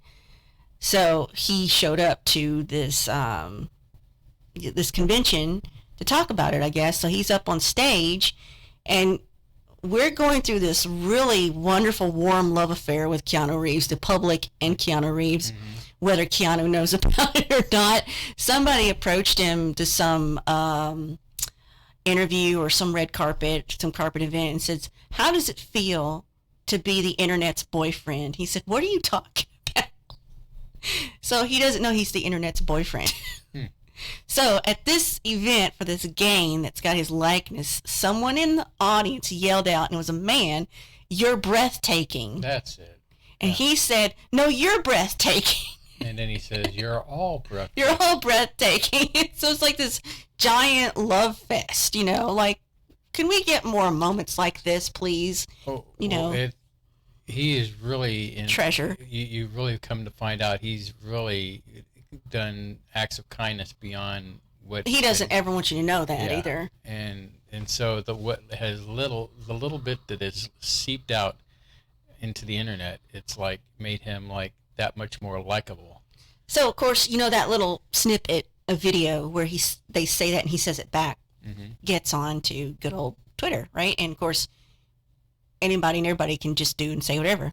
So random people are responding to that moment, and there's this woman that says, what companies think gamers want? Video games. What gamers actually want? Keanu Reeves telling you that you are loved. And somebody asked about the game, the Cyberpunk game. Do I get to romance Keanu Reeves? Keanu Reeves is in a video game now, so he can be in Smash. 2019 belongs to Keanu. This is his now. End of discussion. So, you know, because he's had John Wick, and he's got this, and, you know, all that good stuff. And he's been doing the interview circuit, and he's just been, you know, I didn't click this, but there's another link over here that says, Tom Hanks stealing a cardboard cutout of himself is the best thing you'll watch today. Here's another one that's beloved, you know, and just, you know, everybody thinks he's great, but I'm looking at gaming content because we didn't talk too much about that. You and I had been going to Dave and Buster's, and I don't know if that's something you want to start up again now that I'm feeling better this week, but 2-Bit Gamers, yes. 2-Bit Gamers. That's some content you can look forward to. There's already an episode out there of us going to 2-Bit Gamers, to Dave and Buster's. If you go to our YouTube channel and check it out, which most of y'all should be on the YouTube channel if you're listening to this. So, yeah, 2-Bit Gamers. So that's when we play games together, or we'll go somewhere like Dave and Buster's and play games there. Which this would be an interesting pitch to Kay, is that we're planning on doing a game where it's kind of a show, but it's not a show. It's us playing this game, and we're just going to talk and have a conversation while we're playing a game. That way you have something to watch while we're talking about stuff. So that might be a way to switch up our content, you know. Imagine Spaceboy Universe, but only as long as it takes us to play a game. We're playing a game but talking over it, you know. So that kind of would be some content we might do. And it's not that we're trying to get views or followers or subscribers or make money. We're trying to switch it up and do things that we have the time for, the interest for, you know. So in other words, still provide content, but on our own terms. Not be strapped down to the grind of creating a show that we've been doing for over the past several years. You're right. Again, you know, just life just gets in the way, man. It really sucks getting old. I hate it. Everything about it. This is trying to show me gaming desktop units. I'm like I need to see that. I already have a gaming desktop unit. Oh, Lord. How did I get here? Breaking Bad memes. How did I get on that?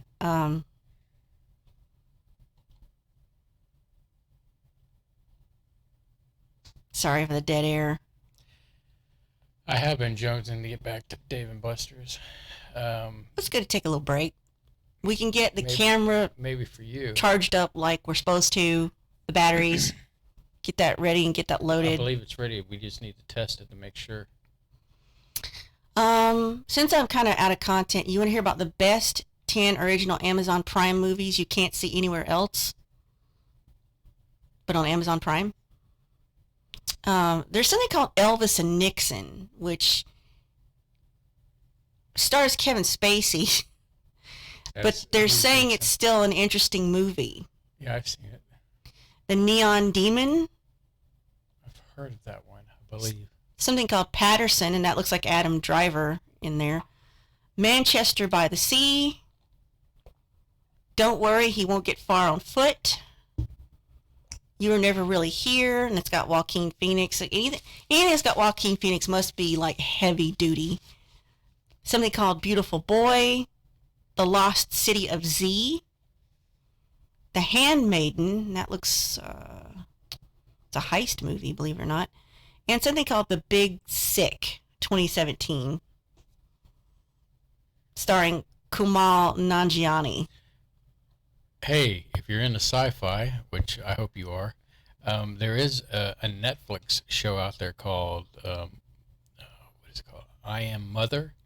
Ooh, and seen it. it's quite interesting. I'm trying to think. Oh, it has Hilary Swank in it, and it's about this robot that is in charge of this underground bunker that has all these embryos, human embryos, and for like the end to repopulate the earth. And I don't want to spoil it too much, but it is great. It is a great movie to watch. You just triggered something. When you're Well, finished. since you're triggered, go ahead and get it out of your system. This is weird. Listen to this. What Ridley Scott's Alien can tell us about office life? You're like, what? What's that got to do with anything? But I'm wondering if they're talking about the fact that the 1970 film Alien with Sigourney Weaver is about truckers in space. These are blue collar type workers. Mm-hmm. They just happen to be in space on a spaceship, but they could have easily be driving a big rig, and they're talking about getting a bonus, getting their cut. It's not, like Star Trek where they're all going toward a future of exploration and discovery. No, they're going to do a job so they get paid. So I guess in a way that's like our mentality now. It's an unglamorous job for unglamorous people. We never hear their full names. We don't talk about their past experiences or future plans. You get to know them in this chest bursting thing. Let me look what it says here. Let's see. So there's a cast photo. I think the cast photo is funny. You've got Harry Dean Stanton, the guy who plays the robot, Hurt, the other woman, the guy with the 70s do, Lambert, and you've got Dallas. Sigourney's character holding the cat with, the African American gentleman. Yes, Parker. So Jones, the cat, was an actual cast member, according to this photo. Mm-hmm. So the sheer normality of these interstellar wage slaves conveyed before we even see them in the film. You've got a commercial towing vehicle snoozing in their animation pods, as a plastic drinking bird ornament bobbing up and down on a table, and there's a coffee cup. So this is very office-like, very working stiffs in space. I never really thought about that. This is not glamour. This is not some glorious purpose. They're going to do a crap job, probably for crap wages, right? So they're sitting around eating and smoking. They've got blue-collar engineers, which is Parker and Brett, and then they pick up the distress signal, which I don't think is any of their business or part of their business model from a nearby moon. They don't investigate because they want to rescue someone. They do it because they're forced to on penalty of total forfeiture of shares. So they had to do it according to their policy, or they wouldn't get paid if they didn't rescue somebody. Of course, that we know how that ended. It went badly.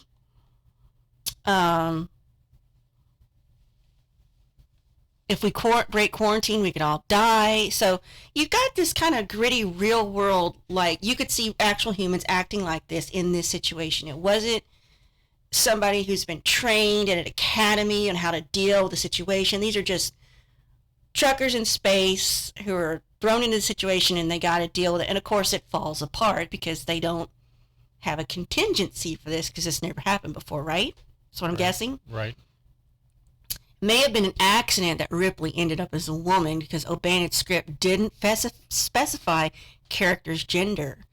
But the fact that she did, and she's being patronized by a male colleague, adds that extra, tension and frisson. So, and then Ripley complains to Dallas about Ash's reckless behavior, only for Dallas to get upset, and then a condescending "my dear," that's not his problem. So, she puts up with a lot of mansplaining 30 years before that term was ever coined. I thought that was really interesting. So,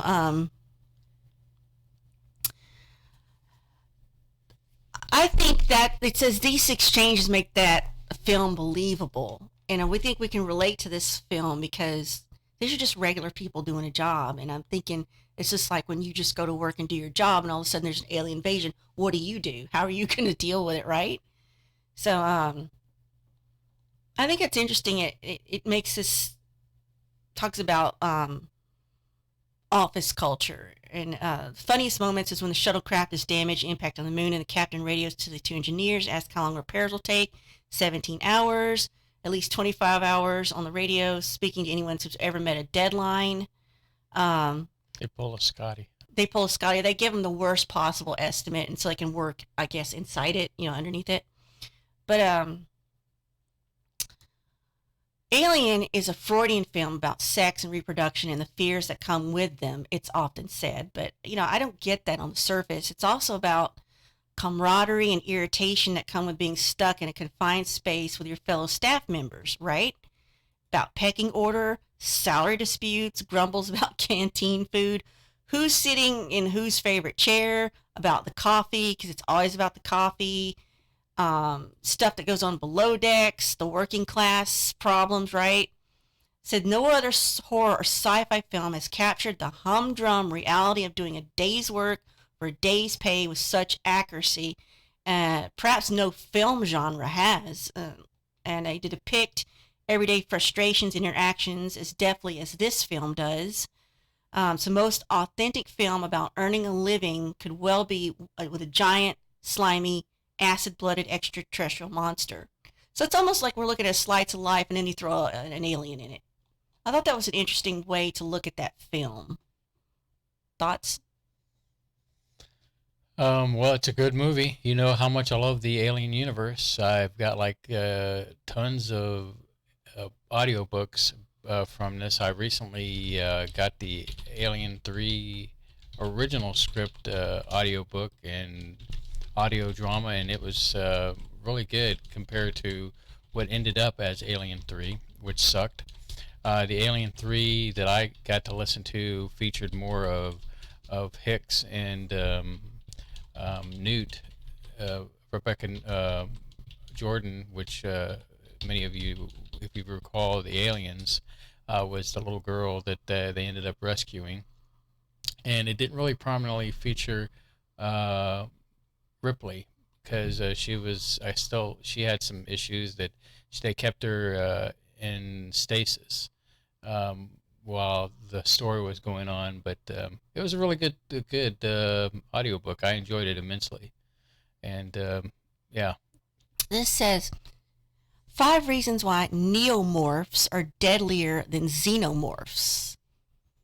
So the neomorph came along with, was it Covenant? Yes. The freaky white ones. Mm-hmm. They scared me more because I guess we'd never seen it before and they didn't have eyes. I guess the xenomorph doesn't really either, but they had larger mouths, more gum exposure. That's disturbing. Xenomorphs have an inner jaw. That's kind of weird, and it comes out and it's elongated, sure. But neomorphs are faster. They're a little bit more streamlined. They're less, bulky and awkward, right? Mm-hmm. Not that the xenomorphs have any trouble maneuvering, right? Xenomorphs are stronger. We're talking about the traditional one. They're stronger. But I don't know what is it. The neomorphs evolve faster for some reason.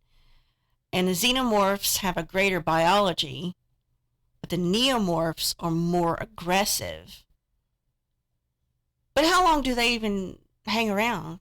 Because wouldn't they evolve into a xenomorph? So I guess it depends on what they encounter. Now, the xenomorphs are more intelligent because I guess they've had more time. Neomorphs are manufactured because David manufactured them, right? Mm-hmm. On purpose. Whereas xenomorphs are still truly alien, where neomorphs, I guess he was dabbling with human DNA. So that's not quite 100% alien. Whereas the traditional ones are. We don't know where they came from, what happened, blah, blah, blah. So just to finish that thought out. All right, ladies and gentlemen, let's go ahead and wrap it up with some housekeeping. So, yes, we'll be back next week. We will be on YouTube, not Spreaker. Tune in here. Also, look for updates on the Facebook page of Space Cadets who like Spaceboy Universe. Hopefully, I could probably send out a blast through Hootsuite. I just need to make sure I got that in order. But anything else you want to add to that cake? Yeah, I know I've abandoned Twitter and all this other stuff. I have my own personal reasons, but that does not help or has not helped Spaceboy Universe. Likewise, the Spaceboy Universe website front page. I really don't have a good excuse for you other than my just heart hasn't been in it. And but like I said, social media, if he uses Hootsuite, that'll blast it to all the accounts. That's where to look for everything is social media, the updates and whatnot. You know, Twitter, Facebook. I don't know if you're doing Instagram anymore, but yeah, as we wind things down for good, we look forward to seeing you for our last 2 shows.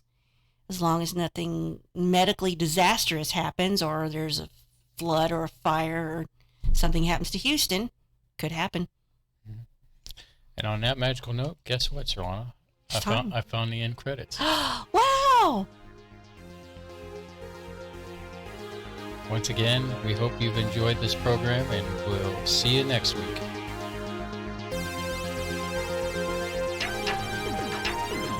Spaceboy Universe is hosted by Spaceboy and Surlana. Executive producer is Surlana.